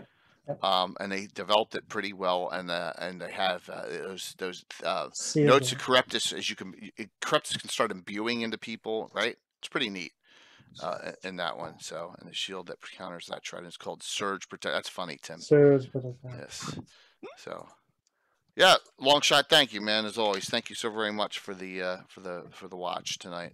Now the Shark Sea of Blood. Thank you, Cal Steffi. You're absolutely correct. That was it. I just couldn't remember that trilogy of. I'm gonna take a look at Surge. Very true. That is one I did not know about, and Mike, that is great. And that is to which one did you say? Wave, Whelm, or Surge? Surge and Wave. Surge and Wave. Okay. Yeah. Thank you. That's awesome. Don't know what it does, but I like the name. Will, thank you so very much too, man. Good to see you. So, note this: Bill Mastercraft our scorns on, and he may not be happy with me after tomorrow night's beginning of the adventure. That's all I'll say. So we'll see. Okay, Benelux is in the book. Which one? So Morpheus here is explained. Benelux is the Holy Avenger in the books. The other item, the spear, I guess, was something. Okay, in those books. So there's another lawful good kind of Holy Avenger, but it's not, with special abilities in a publication that's falling apart for me, and and this person will be on Sunday night. It's in here. Slavers. This is my original. Look at this. Let's see how much use I get out of it. So Chris Promise will be on Sunday night. And it is called a bizarre name, and Bill's character has it: the Mouth of a Graveyard. Ooh. And yes, and here it is: the Mouth of a Graveyard. This short sword, and I changed it. Okay, I changed it. I think to a bastard sword. The key wizard captured and killed a paladin named Brickle and bound her soul to the weapon. However, the paladin was stronger than the expectations. You're able to retain a certain level of sentience within the weapon. Instead of helping the minion track evil, she convinced them to join with Minister. The sword dominated the minion's mind, and so it's a +3 lawful good weapon. Detects evil, turns undead as its 10th level paladin, and it does 20 hit points of lay on hands ability, and it can communicate. So Bill's dual class priest / paladin has it in that one group, and got it in the Slavers Adventures. So it's a really cool weapon. It has an intelligence and an ego, and it is true lawful good. So there you go. Really cool item out of Slavers. Why it's called Mouth of a Graveyard, but that's what it is. So yes. Hey, I got more for you that you probably haven't heard of. So I love that adventure series. It's really not an adventure. It's a campaign setting. So Slavers is tough to find in good shape. It is real tough to find in good shape. I actually have a perfect condition one in the bag downstairs. That's my usable copy. So, and turns you into a vampire. Oh no! Please don't turn this into a vampires. So, some other ones. Mike, Anna, you got one, and then I'll go to another one. Well, I have one that is not named, but should be named, I think, and it's kind of cool. And that's Obmi's Dwarven Hammer from the Gord books that is returning. He throws it, and it returns, and it's the Hammer of Ius. So that's I think the only kind of label that is on it, but it's not the proper name. I think maybe it doesn't have a name. Yeah, but it's a cool item that he's using it. and he's apparently not only Omni is Have not powerful, built. but I would guess the hammer is powerful too. Yeah, well, Dwarven Yeah, it Thrower should is a have a great name. item in the game. It's a hammer, and then it returns and all. So that's probably what it is. Does it have any special abilities beyond that? I think it's just Yeah. throwing a punch more than so it's probably just a lot of pluses and stuff. So yeah, I'm going to do a lot of IU's items shortly, Bill. So sit tight there for a minute or two. Yeah, Dwarven Throwers are +3, and yeah, really nasty, and they're good. So very possibly, Tim. I don't know why they named it Mouth of a Graveyard, but Brecknell's in there, and she talks a lot in the campaign. She's talking to Bill. What's your character with Brecknell? What's her name? Sarah Leone. That's it, right? Sarah Leone has it, I believe. The dual class. I choose Stormbringer. I forget. Is there an AD&D version of Stormbringer? I guess Black Razor is the closest thing to Stormbringer, right, Mike? Yeah, that's what I would say. Hunger's probably debatably more powerful too. But both of them are soul stealing swords. Hadrian Spear. Is that a minor? Is that Cal Steph? Is that yours or is that from a publication? Yep. Tensor weapons though are based on spells, Bill, right? So most of them are spells that were converted over and for use there. So that is true too. Poly 43. Oh, okay. So it's in. Wow, cool. Polyhedron 43. Great one. Great reference. Thank you. Black Razor is Stormbringer according to Schick. Oh, wow. Did not know that. Jason's always good for these old school stuff. That's fantastic. How many of these named weapons are sentient? How many are sentient? Probably like 1/10 are sentient. So high. Got a Holy Evangel. I don't know that one. I do not know that one. You got me on Evangel, where that's from. That one I don't know. So is that Castle Heart? Okay. Stormbringers and deities and demigods. Yeah, it is. And there's a lot of I think there's 2 of them. Isn't that Melnibonian? There's 2 weapons from the Melnibonians. You know what else is in D's and demigods? What's that? Excalibur. Yeah, it's true. Oh yeah. Excalibur is too. The most classic magic weapon of them all. Mornblade, that's it, Bill. Mornblade's in there too, and D's and demigod. Yeah. Yep. I had a Mornblade on my own. What was that, Anna? Which one? I was just saying Excalibur is the archetypical most classic magic weapon of them all, I guess. Which one? Excalibur. Well, yeah, I get. Yeah, meaning it's the true weapon, so to speak. That's so, true. Yeah. That's true. It's too classical to be used in Greyhawk. I think it doesn't really belong there. So yeah, I used it. Yes. Oh, you I did? did. Okay. Oh yeah. How did you weave it in? Junior high. Oh, okay. Yeah. That's the Junior high Ball grade. era. Oh yeah, That's that awesome. is anything playing fit right that. out of the Beasts and Demigods. I used all those knights. Green Okay. Knight. So Arthur were there. They were all yeah. in Greyhawk. Yeah. All right, I got a question for you, Mike. Yeah. Read Deities and Demigods and read the King Arthur description. What this is, the very last line says, his shield is a gold dragon. All right, now I said it's a gold dragon painted on the shield, but my friend Alan said, no, that means it's actually a gold dragon polymorphed into the shield and it turned into a gold dragon. So what do you think? Yeah, that's what I had to do. Knew that. Yeah. Yeah, back in the day. The last of the lake. Now there you go. Tim is quoting. So, what? The original deities and demigods? Yeah, I got that one downstairs that they're not allowed to touch, but they touch it all the time. Still haven't got one of those. Yeah. That's my white whale. All right. Let's talk That's bad fine. stuff. More bad stuff. I use items. How's that sound? Okay. Sure. Go ahead. This one is in Greyhawk Adventures, and it's not in the Eye is the Evil, but then the rest of them will be in Eye is the Evil. So, and I know Bill mentioned this one, and this is one of the nastier items. It's called a Black Arrow of Eyes. Okay, this is in Greyhawk Adventures. Carved from the As bone of... opposed to the Black Arrow of Bard. Yes. Sorry. Maybe they ripped it off from Lord of the Rings, right? Yeah. That's very possible. But look what this does. Carved from the bone of a black dragon, it's +3 to hit and damage. It reappears in the owner's quiver each dawn. All right. Once per day, an archer can call upon its deadly powers, causing the target to save versus death magic or die immediately on a hit. Right? Mm-hmm.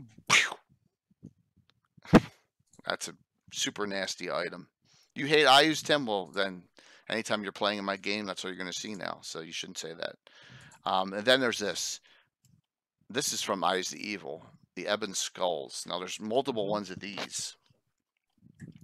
Eben Skulls are, and I believe that Althea and Halga each have one. Am I correct on that? The Eben Skull. I think so. Yeah. Yeah. There's a lot. So you can animate dead 3 times per day. Bone Chain, Darkness. You can turn good aligned clerics as if they were paladins. I mean, it's a lot of people forget in old school that evil priests and clerics could turn undead turn paladins. Like you turned undead. I mean, that's an ability a lot of people forget to use. So, yeah. Really nasty. That's the only thing that the paladins are scared of. Yeah, well. Kind of. Well, at least mechanically, because that's basically what they do. Yeah, but they can be turned, so they're apparently scared of evil priests. There's more than one of these Eben Skulls. It does Cloud Kill, does all sorts of things. And then one other one I just threw from the I Use the Evil set. And notice my Marklands and I Use the Evil, how much use they got. There are no covers anymore, right? They're falling apart so much. And that is, we'll just go with one of them, the Ghast Robe. One of Alan's favorite items of all time for his necromancers.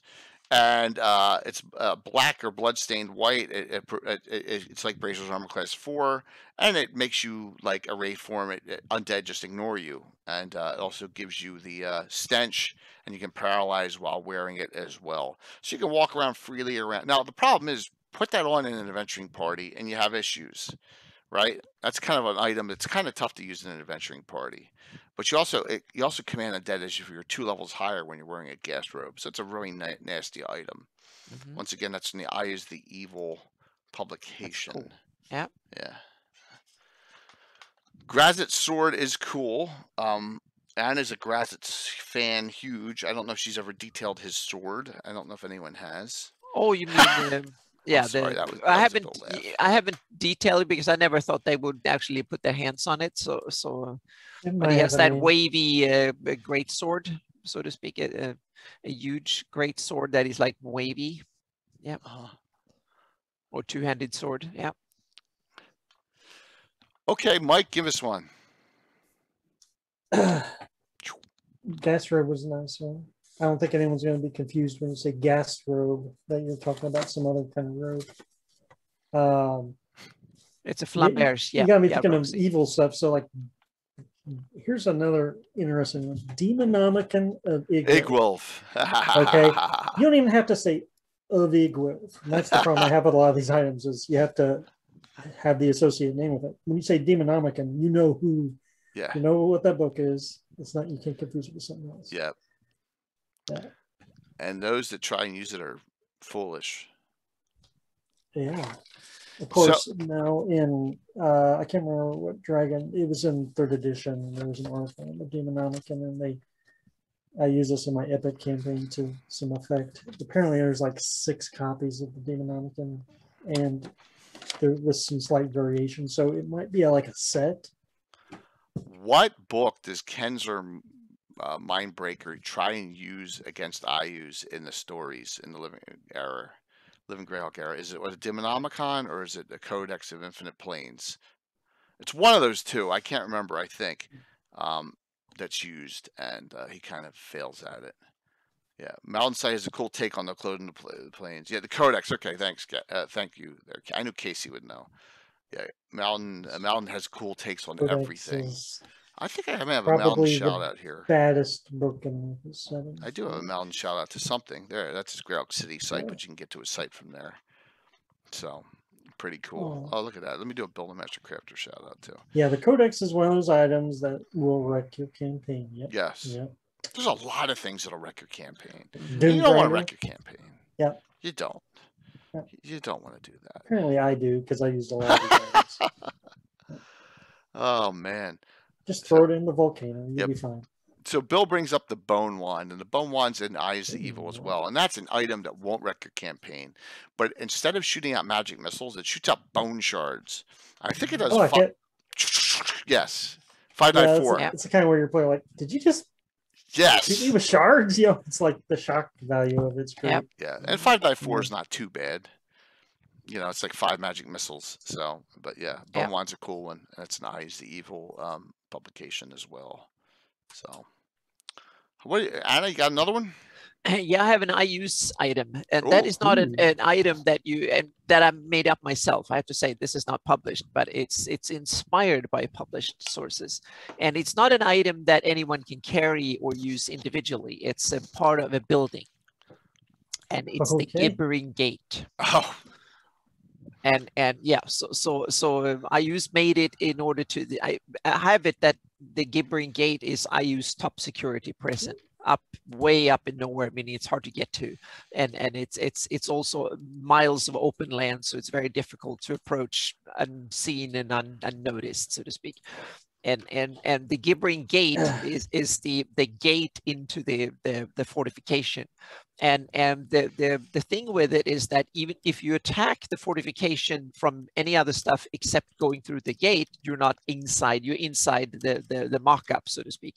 The real thing is you have to go through the gate, and the gate is a magic item. And now future players in my maybe fictional future campaign might have to not stop listening, but so what it does is that the gate takes your soul when you walk through it, and you become in reality, when you walk through it, you walk into the real physical fortress that is there, and you just become a gibbering lala thingy, because the gate takes your soul, and that ends up in the prison, so to speak, and and then your body is turned into an undead gibbering idiot that goes around and protects the fortification, because the fortification has a moat that is full of undead, and those are all the prisoners that walked through the gate.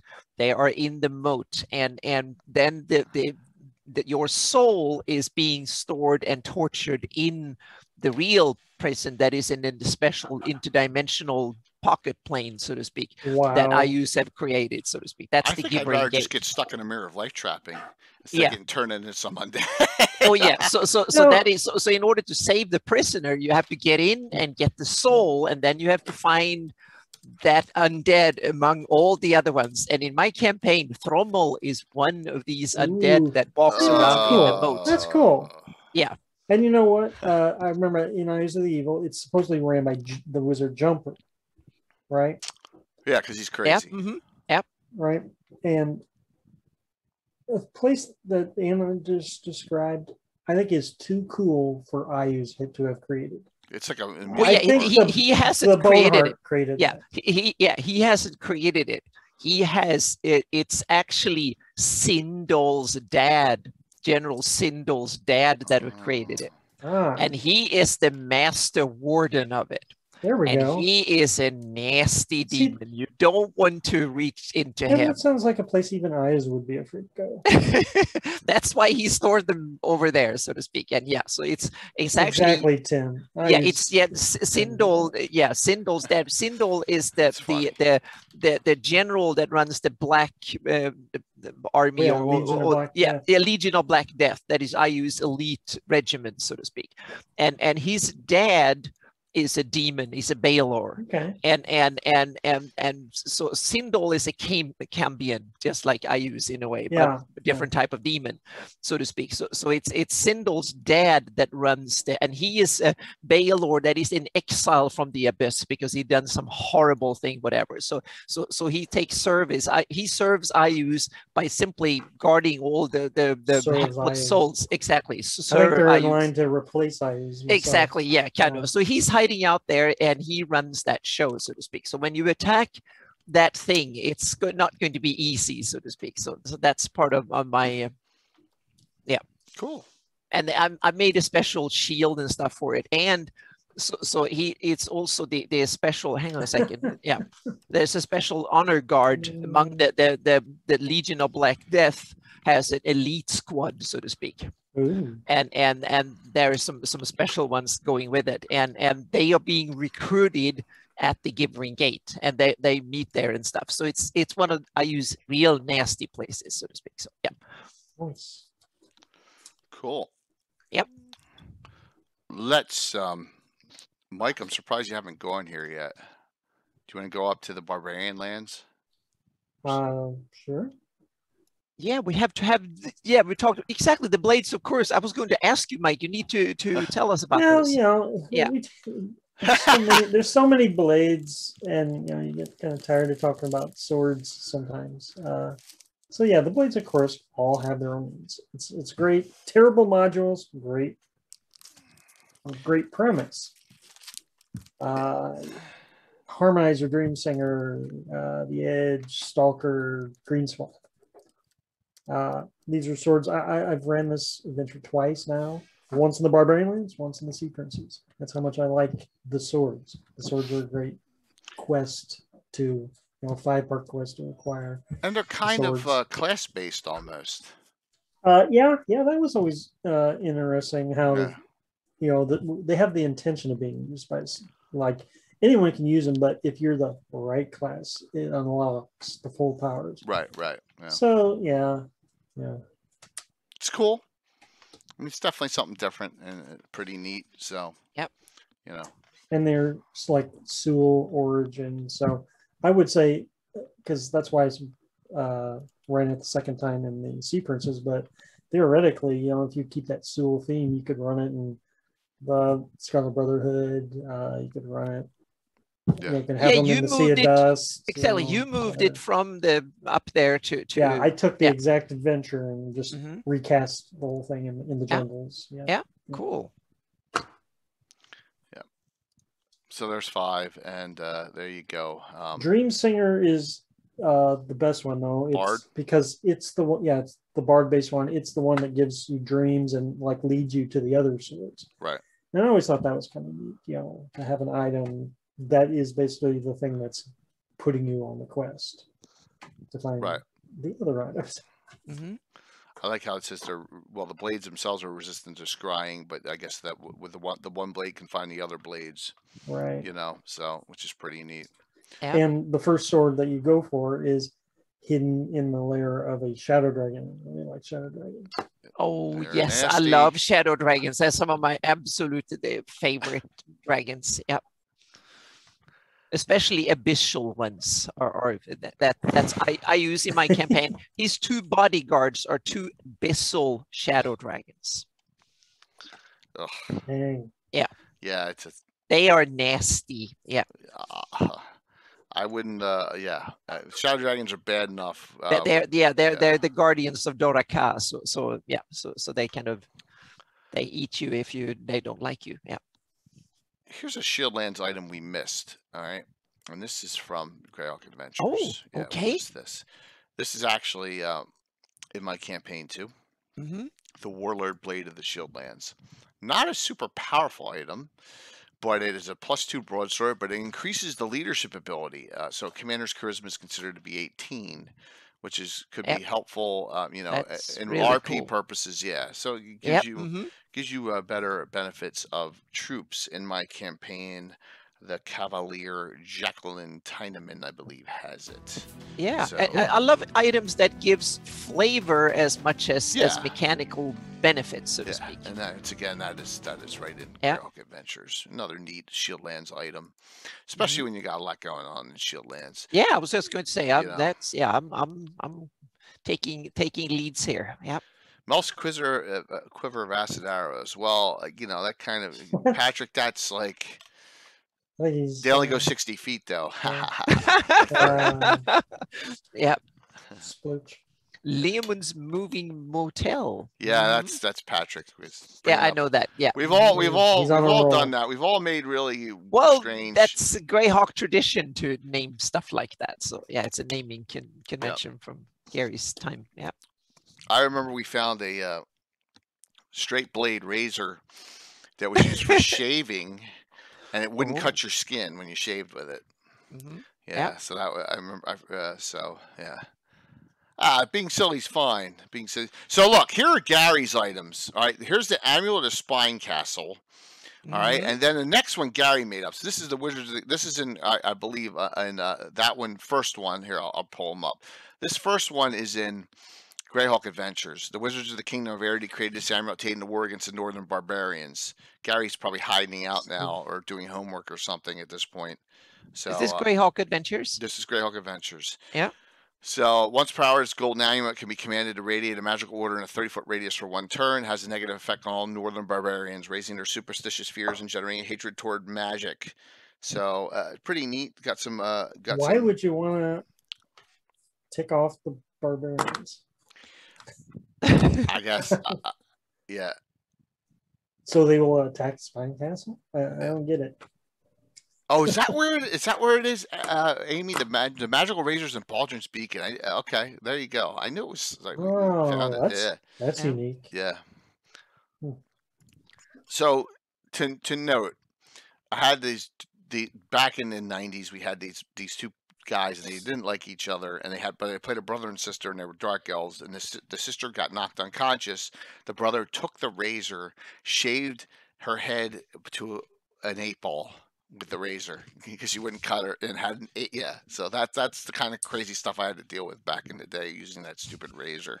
All right, so the second one of the of Spine Castle, this is Gary created this one. I'm positive, and I think this one is in. I can't remember what publication it is in. And wait a minute, I'm having trouble bringing this up. The Key of Spine Castle. Here it is. Oh, yeah. All right, Gary, if you're around. So that's when they throw a big parade for you, give you the key to Spine Castle? What? The key was presented as a gift by the first Marquis, along with a handful of lesser charms, such as the amulet to aid him in the defense of the city. What does it do? It was designed to watch over the trapped pool of energy, passively allowing the wearer to control it, or successively skilled, tap its power and shape it into powerful effect. No one knows for sure if the powers of the key are not recorded. Oh, well, okay, so it's not recorded. Yeah. Perfect. That razor's also in Landbound and there's magic razors everywhere. Isn't that crazy? Yeah. So Gary must have gone AFK, because I'd love for him to describe this key if he knows any of the abilities of this Key of Spine Castle. Yeah. So I don't know, Stephen, if it's going to help you recover your hair at all, but it's going to shave it. I know that. So we've done a lot of hair shaving. So, but there's sorry. Go ahead. No, go. I was going to say there's a lot of items like this, and a bit like the Banner of Almor and stuff that are mentioned to be magical, but they are not. The stats aren't. They're not statted out, so to speak. That's quite common. Then you can kind of make something out of it yourself. So you have to kind of come up with cool things. So yeah. And then there are items that are not necessarily magical, but they can still be very important and function in a way like a magical. I'm thinking like humanoid tribes might have a totem or an item that they revere, and it's their kind of thing that they swear to or whatever. And if you have it, then every orc in that tribe might hunt you down in order to take it. But if you're an orc and take it, then they might want to make you chief because you were so powerful or whatever, and they might raise your charisma and they might revere you or something like that. So you can tweak things like that. That works with especially like semi-intelligence or low intelligent monsters and stuff. They might have things that are social. I'm thinking hags or whatever, hag covenant or something. They might have a token or something that if you take it, you might gain control because they might think you're powerful or whatever. You can invent stuff like that in your games that might be not as a major campaign items, but a cool thing that might get you into trouble, but it might also get you out of trouble, and you have to figure out how to use. Yeah, so Tim, we bring up telescopes, and they would, how yeah. powerful? I mean, you shouldn't be that powerful in D&D. I mean, the technology's not there. No, exactly. Yeah, it should be like the old one that Galileo invented Only or so something far, back in. yeah. Yeah, in the Because I have there's a 15th century. There's a bar in Harby called the Stargazers Retreat that the one See? adventuring group, Yeah. but it closed because it was like they would hang out and they would look at the stars, but I never said there was a telescope there. They just went Exactly. They might just sit on the roof and Yeah, and look at exactly. things and yeah. Mhm. Yes. Yep. Of course, Tim. Tongue Well, you might tools, have a useful magical tools. lens. You might have like one lens that is magical, and then when you stand in one spot, then you can see things bigger or something like that. So, Mike, what do you got? You got some stuff? Well, Well, let's how about here's another world-shattering item, unfortunately. Okay. Yeah. The Bringer of Doom. Okay. The Yeah, Bringer that's of kind of Doom. Have you heard that's of the kind of Bringer of Doom? straightforward. No, it's kind of what the name is as generic as Doom, Yeah, Bringer of it's so Doom, generic. not like Doom Grinder, the Bringer of Doom. This is the Bringer of Doom. Okay. Yeah, Okay. and it has, I don't know exactly what it is myself, but it has something to do with the twin cataclysms, I believe. Okay. I don't know So anything Where it's about from? It's one of them things that's just like mentioned in passing in other sources. But it. As long as it's not a cigar-shaped Darrow ship that is going to crush Greyhawk. right. So if anyone knows anything about the Bringer of Doom, I don't know anything about it. great. But moving on though, another thing about named items, anytime you can say it's the something, I think that says a lot. So like the Soul Gem from Ghost Tower Inverness is I think that's quite a big name. It's not the Soul Gem of Inverness. No, that's a huge one, and I have the honor of talking to the creator of that adventure in a weekend. Yes. Cool. Yep. Alan awesome. Hammock. Yep. See you, Tim. You must have a long travel all the way down to get your daughter from college. So, the Whaler of Thursden. Oh my gosh, Bringer of Doom. That was the name of my second ex-wife. That is funny. That's a good one for you. That is awesome. So, all right, I got two that are up right now, and they're coming. So if you look at the cover of, go back to Slavers. So if you look at the cover of this, you see this dude here, and you see one of the weapons, and that weapon right there. That he's standing with? That one. Okay. That one is the Saber of Storms. Okay. And that is Davis the Reaver, and it's up now, but I'll see if I get a little more clearer. So it doesn't. These are the kind of items that are cool because they don't have a lot of huge powers, but they have some. So it's a +3 saber. So sabers do 1/8, 1/8. I think similar damage, right? But here's the great thing: water breathing at will. So in case you're on ship, but call lightning once per day, which from an item is usually 12th level. In old school, that's 14 die 8. Okay, which is really disgusting. So to have that subject to the restrictions on the spell. Wow. Yeah, cold lightning is really powerful. Yeah. It was really powerful. Yeah, and a pirate has that. And a slaver pirate has that. Now that's his item number 1. His second item, which he has, is the Dagger of Parrying. So he's got 2 named items. +1 dagger appears nothing more than a standard dagger, and over attack, the wielder uses the parry and gain a +3 bonus to armor class for that round. So it's almost kind of like having a shield in your second hand. You could decide which one you want to use, and that's cool.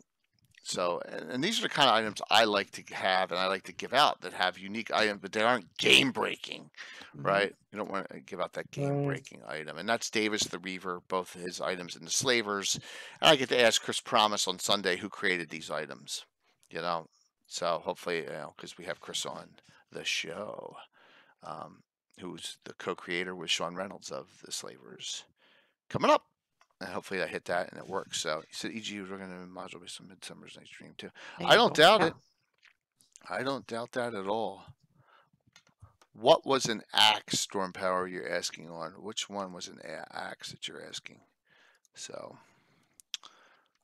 Gary was working probably on a lot of things that never made it to the end, kind of like what Len was doing, kind of like what a lot of them were doing. Yeah, and some of it we've heard, like Stowink, for instance, and some other products that they were mentioned and was written that they were working on. But absolutely. Okay, as we keep on going roundabout here, I think I got a couple other ones still. Mike, Anna, do you guys have some? I'm starting to run thin here. Let's see. Okay. So What? here's a pair. Yep.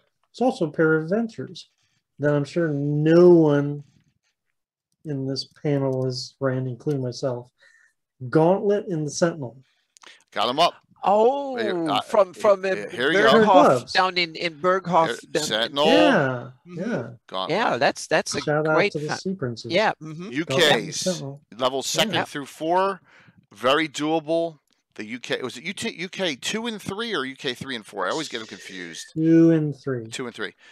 Very good ones. Sea Princes area. Yeah. Not on my wall of fame, but good adventures. Yeah. One of the most hidden realms in the Flannies, so to speak. It's so Very. far away, and it's kind of a hidden realm behind one of the most hidden realms of Forgotten. So yeah. I just always, I always intend to run those. Maybe I will someday. You've never run them? Yeah, that's what I'm saying. I do all the stuff in the Sea Princes, but it's too far inland. They for were my done by taste. the UK crowd, I think, in TSR UK, I think. Yeah. They're just great. like gloves, they're how many magic gloves, named gloves in D&D are there? Yeah, it's like that. Yeah, put the infinity. Those are from on. the 80s, though, man. Yeah. Oh yeah, they all. Yeah. Yeah. I think they're really good. I mean, it's a And good they're not story. they're not formally set in Greyhawk, but they're kind of put in there afterwards. Yeah. So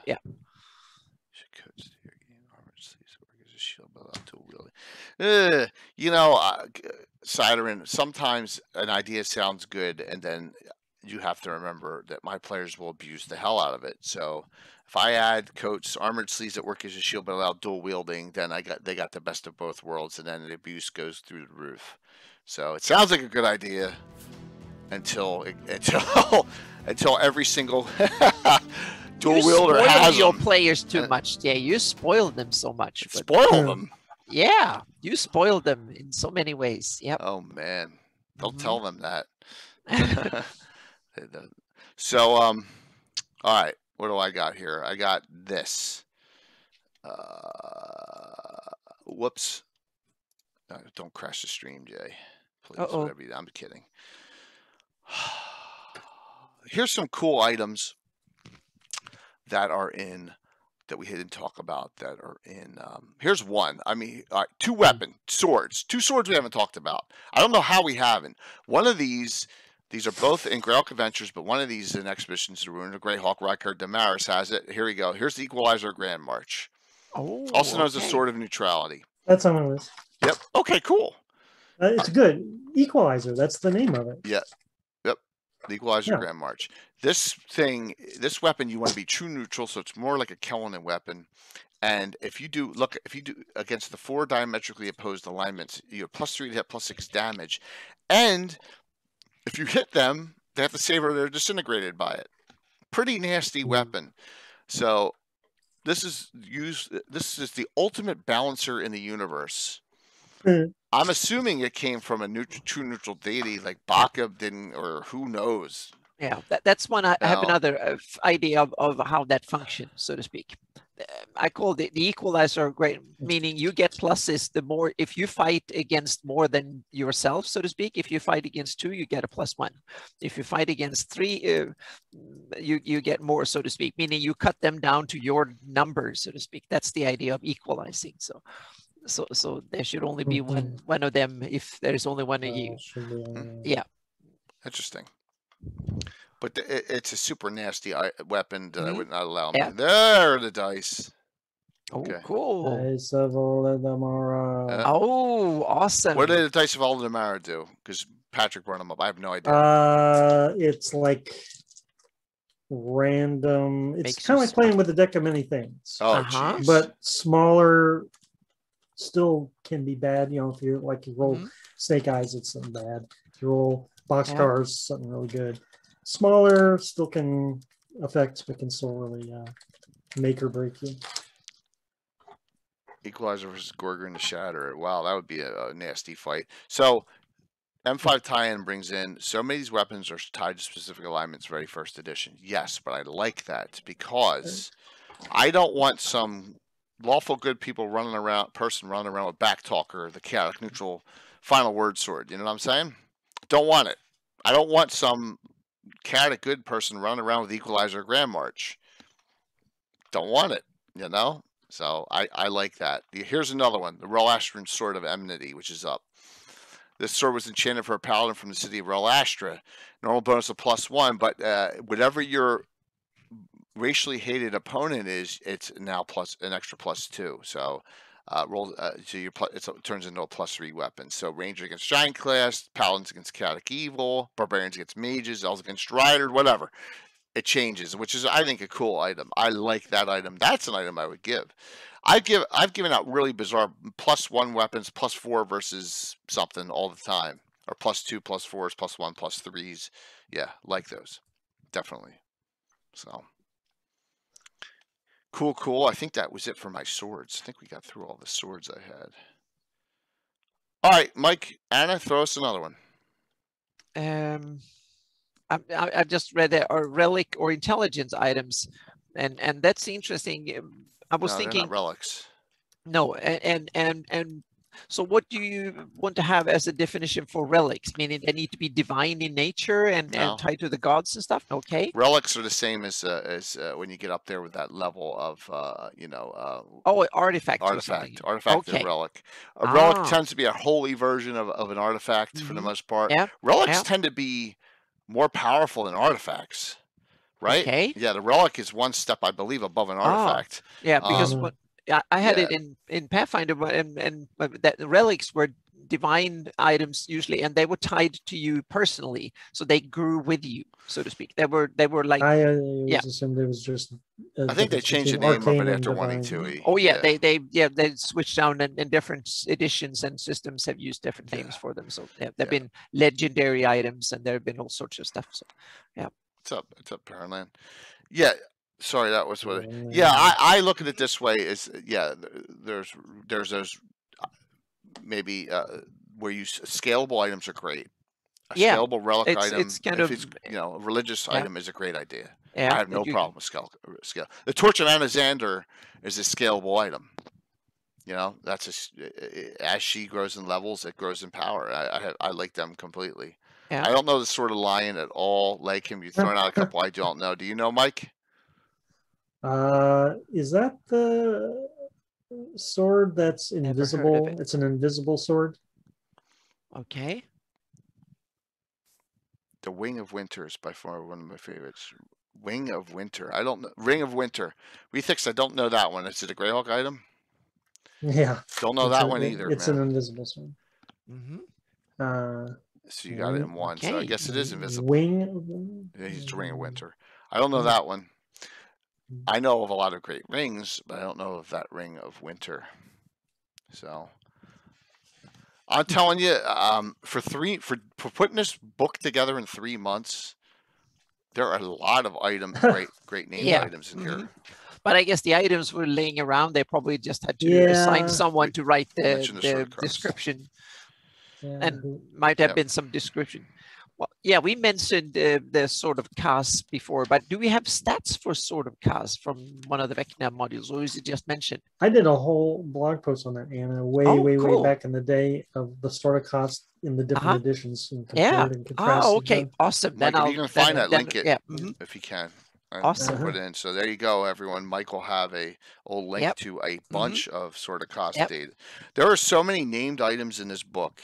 One of my top posts. In readership, by the way. Yep. There you go. Oh, is it? Very cool. Yeah. Thanks, top Mike. 10.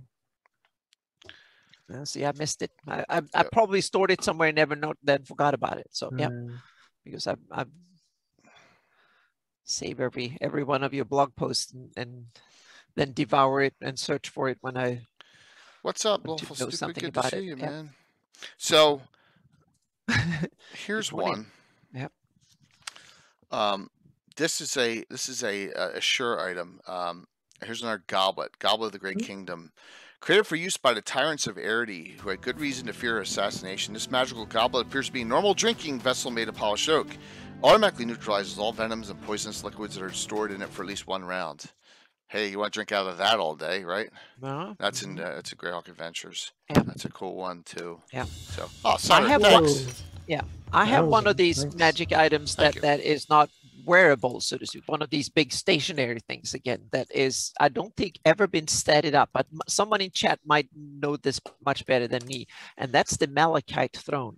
Good one, that's yeah, on the list. Yeah, because okay, cool. Yeah, because that is the a Malachite kind of, Throne. Exactly. I would look at it like an artifact, meaning it has vast powers and stuff like that. So, and legendary and all that. So yeah, absolutely. That's like up there.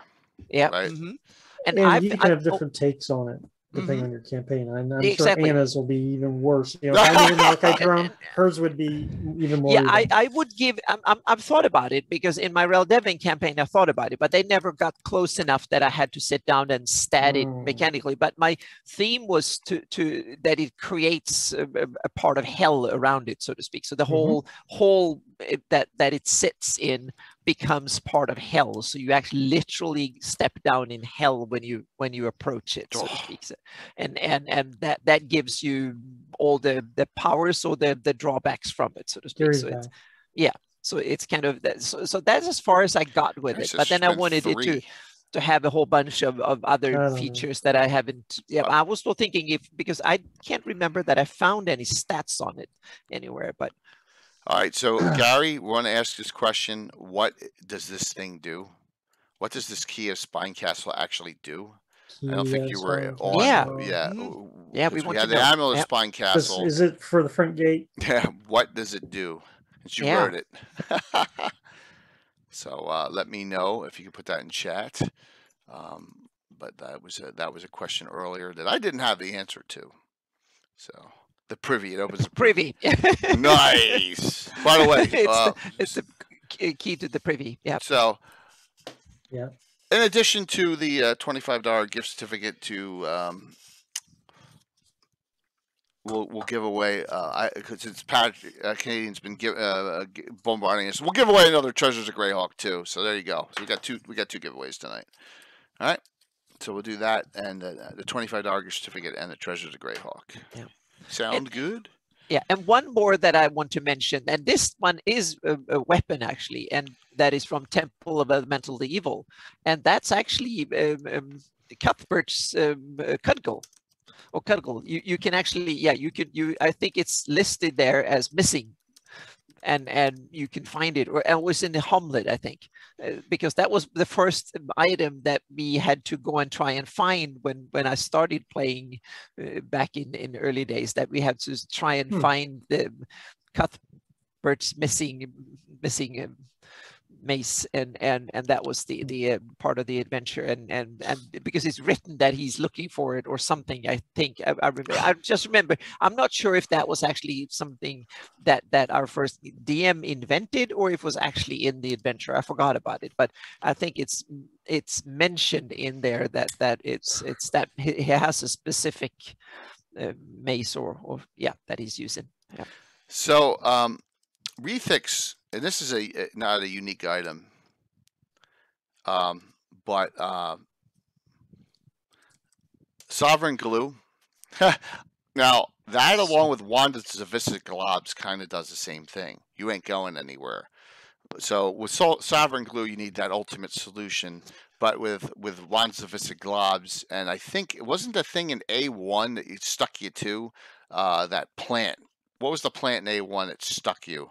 Did the exact same thing, but you could use like wine or something for the Wands of Gloves. But yeah, Sovereign Glue is like you need that ultimate solution for the Sovereign Glue. Sundew, thank you, like MC. There you go, Giant Sundew stuck you fast too. Yeah, that was part of the tournament. I'm glad Rich wasn't here to see that. Yeah, why is that? Oh, in our campaign, he's thrown out all these nasty plant animals at us, and Giant Sundew is just one I don't relish the thought of encountering. Yeah, he's so I'm getting bombarded, which is a great thing. No complaints there, and I'm glad a lot of people are really liking what we've been doing on the streams lately. So I think I actually went through every single thing in my list here. Let me just, there's a couple. So these are, I don't know if these are unique, but these are useful. So, and you've seeing them scrolling through. Here's some cool ones. Wings of the Rakers. Here's a picture. This is Greyhawk. adventures, and here it is. It's basically Wings of Flying, except the wings of the Rakers appear with white seagull wings, and you can speak and understand Aarakocra, which is kind of neat. So, does anyone use Aarakocra in their Greyhawk campaign? No, I've stayed away from them, but yeah, but Okay. I know they're mentioned in Greyhawk published stuff like this. So yeah. Any reason why you just don't want to deal with the flying creatures? Yeah, I've had enough of. I like my dragons and stuff like that, but play characters that I want to keep them on the ground for a bit. When the Book of Elves came out in second Mhm. edition, they had Averials in them. Yep. Yeah. Winged Elves. And one of my friends was like, "Oh, I want to play an Averial." I was like, "Nope." Yep. Well, it's one of the few things I've ever banned. Baldur's Gate 2, you have Aerie, but she had her wings cut off. Remember, Aerie in Baldur's Gate 2, they have that winged elf. Flash. Yep. So Averials. Yep. So here is one other one, the Tiger Cloak of the Chekik. Another cool picture. Yeah. All right. And that is from an adult tiger. Cloak gives wearer 20% reaction from the tiger nomads, but a -50 for the wolf nomads and tribe to the Burnial Forest. Kind of cool, unique item to if you ever go up there. It's a rarity. I think that's probably one of the least used areas in Greyhawk, right? The tiger wolf nomads. Yeah. Yeah. But they're really cool. So I think they're worthy of a campaign. And you can, if you want to have some warpath and going a bit like Tim's barbarian campaign, I think the wolf and the tiger nomads, especially the wolf nomads, I think are excellent area to play in with IUs and a lot of other enemies up there. So you can. Gary, you would go there, would you? Why would you go? See, I tried staying. That's why I have a problem. Yeah. Yeah. I stay away from that too. Because it's like his eyes. I don't want to hear about Joe Manganiello having it. I just don't. I can't tonight. No. Yeah. So lawful stupid. I agree, man. You know, more stuff, and there's so many other Greyhawk streams. And we're gonna raid into a session 0 for a new Greyhawk stream tonight. Nice. Yes, we are. Yes, we are. So, it isn't enough, and that's why I've been trying to do more and more Saturday night specials to get stuff going. And so here I'll link that one for the one coming up on the 29th. Yeah. All right. Well, we're at 9:45, and any other ones? Yeah, time flies, doesn't it? Any other good ones you want to throw out there before we start doing shout outs? So I think I'm starting to run dry here too. Yeah. Dark Sun, there's nothing wrong with playing in a Dark Sun campaign. It's a cool. Speaking of other game worlds, Agrax's Tome, and Gary just keeps on throwing them out. Go for it, Mike. I always like the Dragon Lances. Is there any magic lances other than Dragon Lance? That's I mean, I think it's very unique. Dragon Lance is the name of the campaign. Lance. It's a spear, but it's called it's Lance, Death Lance, Dark Elf Death Lance. Okay, the Death Lance. The Death Lance. Well, there's multiple ones. Okay. It's basically a spear, but they can use that when they're riding their pack lizards, the Dark Elves. One of my favorites of all time is the Death Lance. And I should have brought up more unique items from D3, but they're not named. You know what I mean? They're not unique. You know, so. Would Thor's hammer ever find its way in your Greg world? No. I probably did. If I had Excalibur out of these and Demgods, we probably had Thor's hammer too. Yeah. Tentacle Rod of Excalibur. The Tentacle Rods are not unique. They're not. There's all different colors, and there's all different multiple ones, and there's ones with 3 and ones with 6, and there's a master one with 9, and they're not unique items. Yeah. They're cool. They're cool, and I use them a lot. And they're not Excalibur. They are Elder Elemental God. Okay. See, I thought the Dragon Lance was a specific lance that the one hero used. Gotcha. I guess there's more. The Dragon Lance was wielded by Lorana, and maybe a unique item individual. I don't know enough about Dragon Lance to tell, but the Death Lances are not a unique item. So I don't know that one. Luke's Boots of Dancing. Why would Luke dance? He was a dour SOB, right? That's why Rowdy killed him. So Odin's Spear. I don't like going there a lot. I like. Yeah, we stayed away from. We stayed away from weapons. the God stuff. Yeah, which they're all unique. Yeah, different versions of. It all depends. I mean, it's all good. I love the Dark Elf items, as you all know, and I love all the different neat things you can get. And I like crossing over the Forgotten Realms Dark Elves with the Greyhawk ones, but I don't like crossing over the abilities. I don't want everyone running around Drizzt running around all over the place. So they have a Footman's Dragonlance and is a mounted Dragonlance. Did not know that. Heward's Mystical Oregon, another artifact, right? Lots of artifacts. Mystical Oregon. Yeah. Zukdami's Kettle. I don't know what that is. Cauldron of Corruption, Zukdami's Kettle. Oh yes, that's a. Don't know that one. Well, she's a witch by legend, so she has a cauldron. No, sorry. I was thinking Igvo has a cauldron. Yeah. Yeah, Zukdami. I know I have never heard of that. So yeah. A third level PC killed a character that didn't exist thanks to Relics. Cool. Yeah. Oh, Gourd books. I don't know that one from the Gourd books. Cauldron of Corruption. I'm stealing that. The Rod of Lordly Might is not a unique item, and it's because it would be cool, Rod of Lordly Might, not the Rod of Lordly. Merlin's 6 shooters. Well, Merlin's spoon is one of the coolest ones in the items in the game. It creates that gruel that you eat, and we actually had a character torture someone with a Merlin spoon by sticking it in his mouth. Yes, so I imagine Merlin probably does name his guns. You think so? Like Peacemaker and I don't. Would Clint Eastwood name his guns? I don't know. You mean in a specific movie? Or, well, it's the man with no name. Merlin is the man with no name from the Good, Bad, the Ugly, and for a fistful of dollars and a few dollars more. I mean, that's who he is. Yeah. Peacemaker and Equalizer. Yeah. Wand of Orchids, Boogers, Monkey was the first thing we did tonight. So, can you do a Gavin show on the Gourd books? Coma, I could if I ever read them. I was going to say that's something for next year. So we have to read them through again, and then we have a show. Yep. So here's the deal. I've asked someone in the community who has multiple ones in their collection, but has not gotten to me. I am actually going to.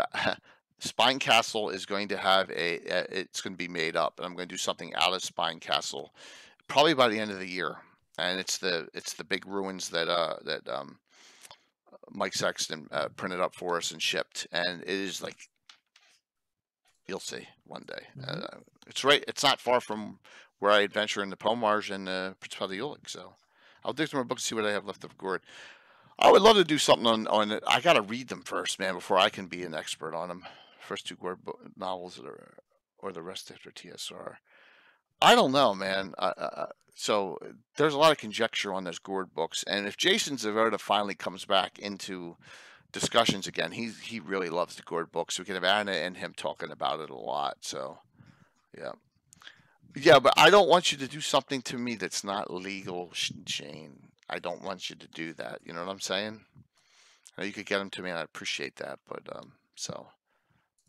you know, what time era do the Gourd books take place? That's a good question. I think they're supposed to be 560, 576, just after the box set, or roughly in that era. That would make sense. Because there's no wars yet, right? No, and that was the time.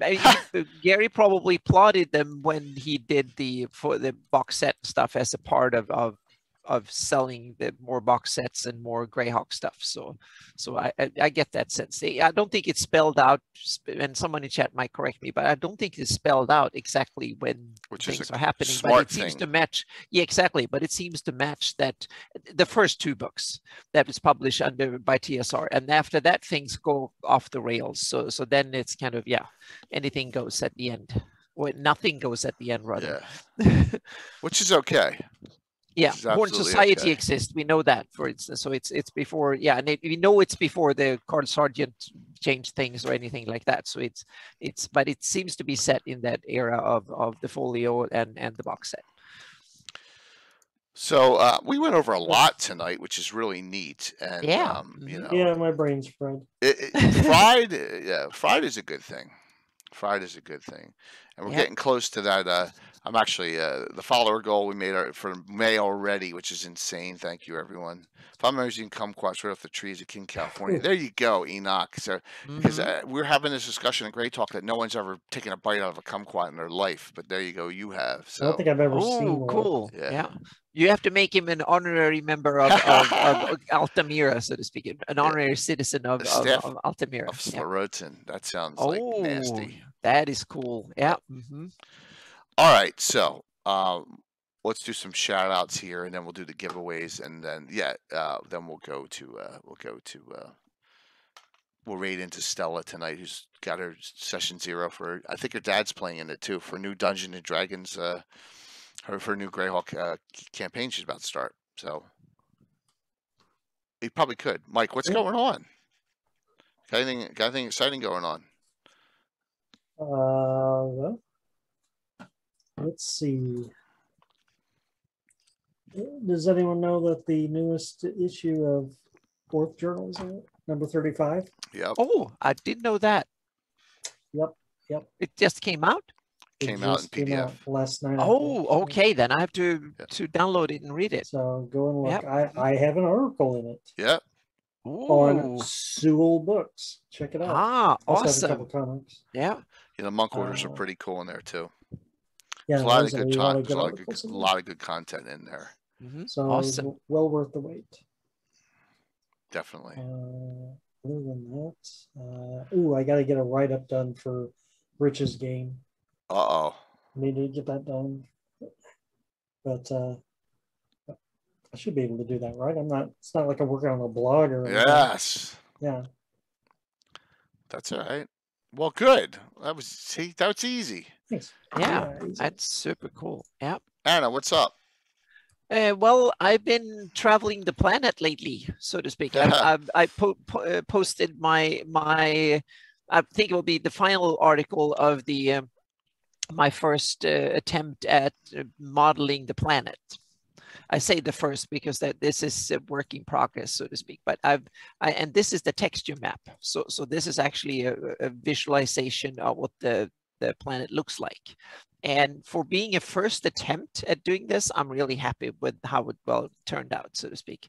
I had the inspiration was to make an Earth version of the NASA did that for Earth like 20 years ago or something like that, and made an equirectangular projection of the planet Earth seen from space. That was, at its time, it was amazing, and it's been, you can buy it as a poster, and you can find it on the internet and so on and so forth. And that one always inspired me. So it's always been on my horizon or one of my goals in my map making career to make that for Earth. And now I've made the first version of it, so to speak. That will be refined and so on. This is not that high resolution, but it looks cool. And I'm impressed with how well it turned out, considering I have only spent like 50 hours or something on working on it. So it's kind of cool. So you can download, and there's various versions, and you can make it, upload it to map to a globe, and then you can get a spinning globe. You can look at it yourself.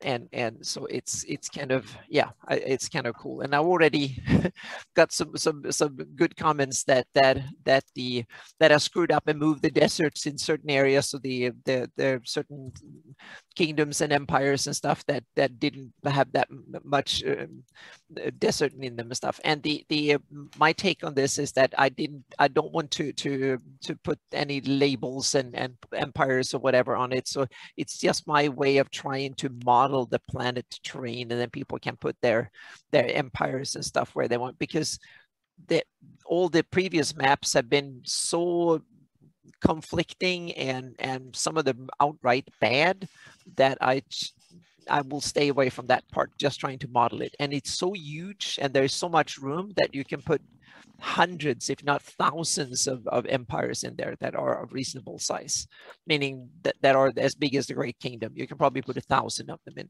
in all of the land area available. So it's, if you include the icy areas and stuff. So there's plenty of room to go around.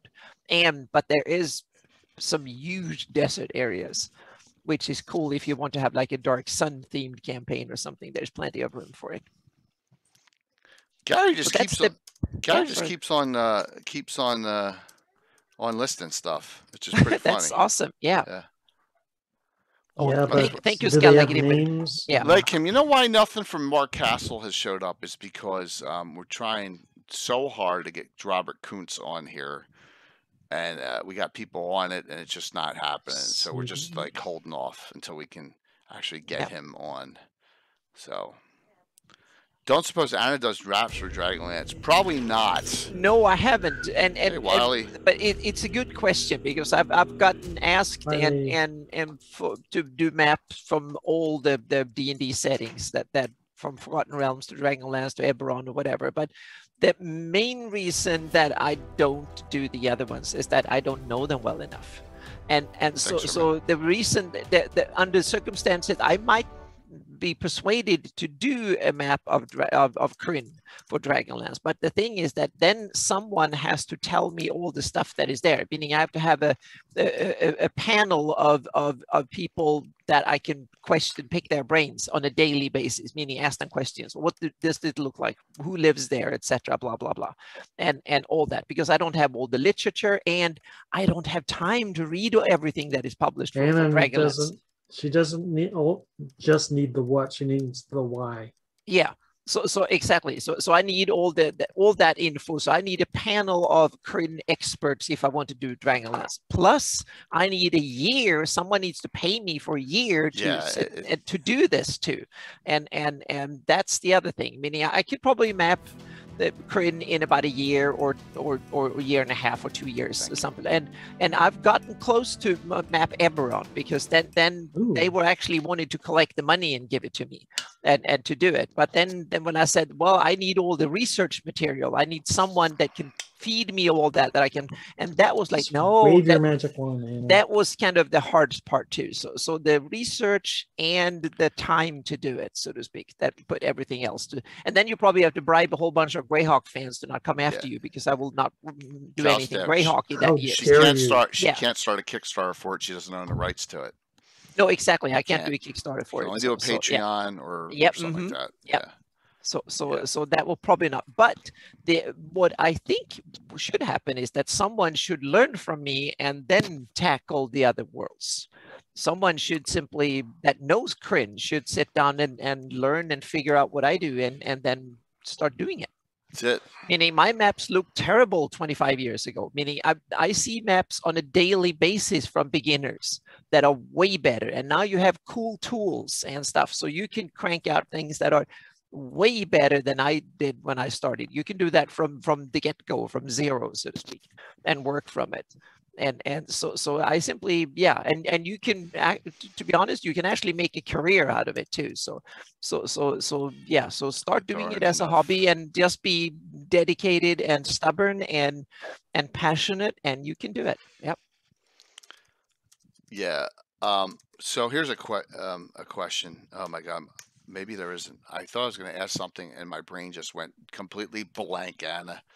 Yeah. It was in reference to something. But it's cool that we can. Yeah, I'm kind of blown away by how cool the Earth can look, so to speak, and how much potential that are in those continents and stuff. So I'm already planning ideas what I want to do with different parts of the planet and stuff, and it's kind of fun, and it's been fun. I was supposed to.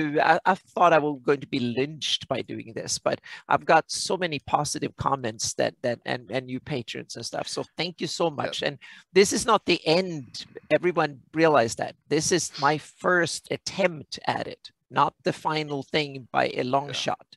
This is my first take at it, and it's like I need a base map, something to work from.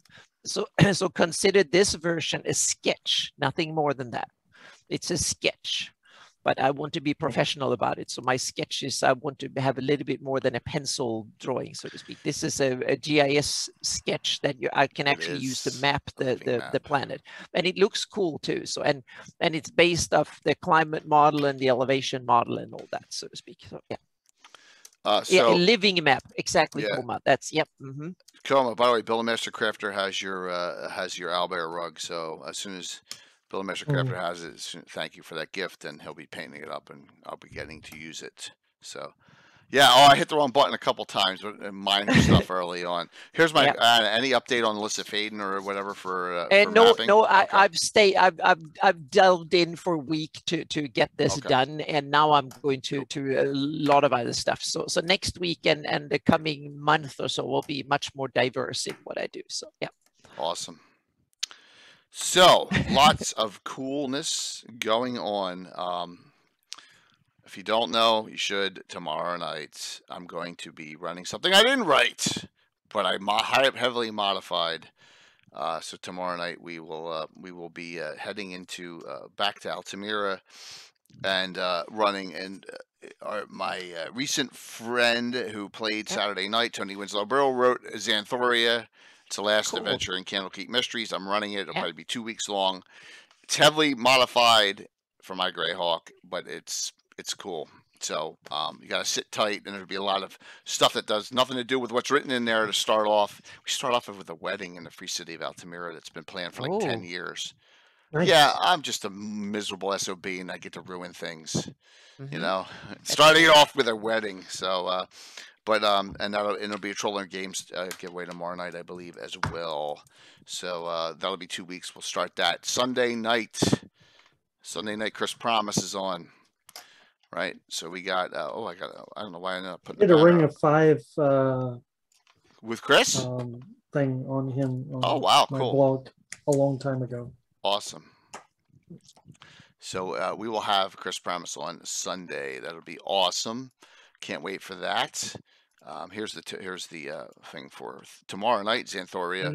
All right, high level. So high level that, and I haven't told. I have 5 NPCs that may go on this adventure with an adventuring party. It's a 1 character only. We're talking about 13th, 14th, 15th level characters. It's super high in my campaign. Whoa. Oh yeah, it's as high as it gets. You're going to see some characters that haven't played in 30 years. Yeah, so it's as high level as it goes. Doing well, Scott. Thank you. So next Wednesday, Legends and Lore is momentous because it is episode number 100. So we're calling it 100 episodes of Legends and Lore.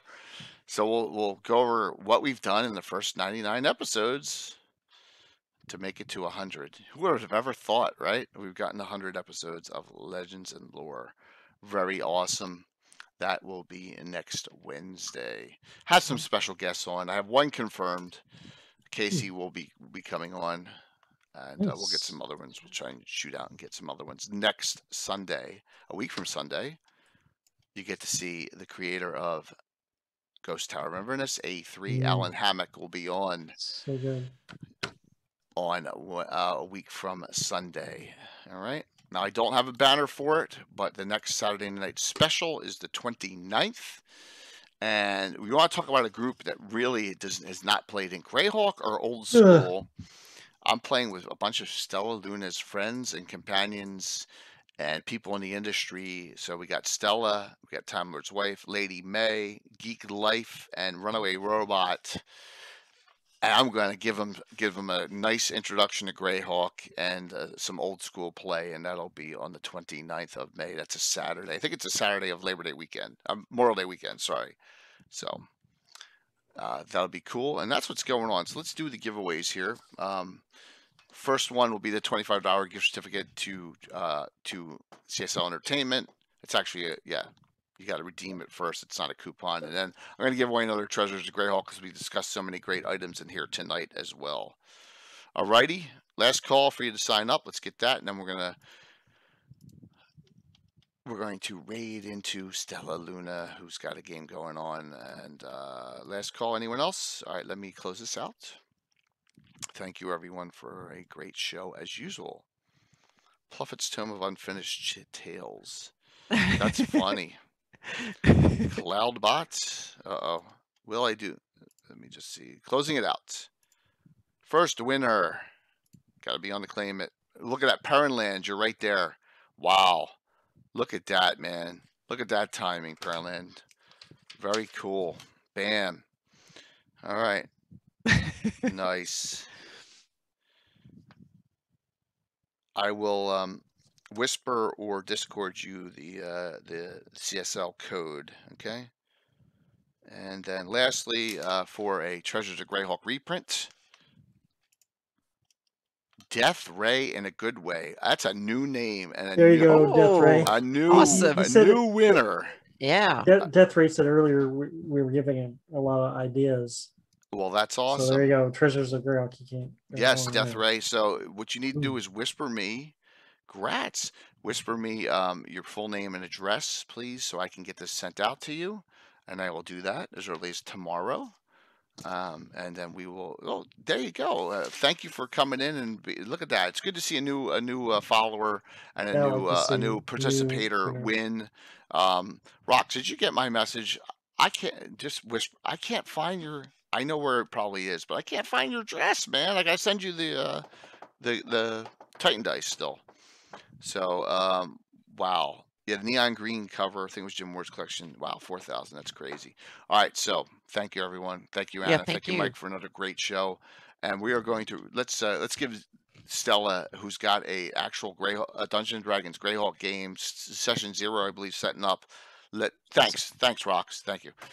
Let's get her some real support here, and we'll see you all tomorrow night. Like I said, you want to see super high level? This is as high level as it gets the next 2 weeks in my campaign. So see you all tomorrow. Have a good one. Thank you. Bye. Thanks.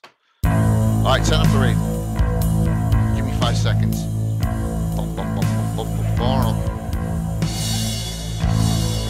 Raid.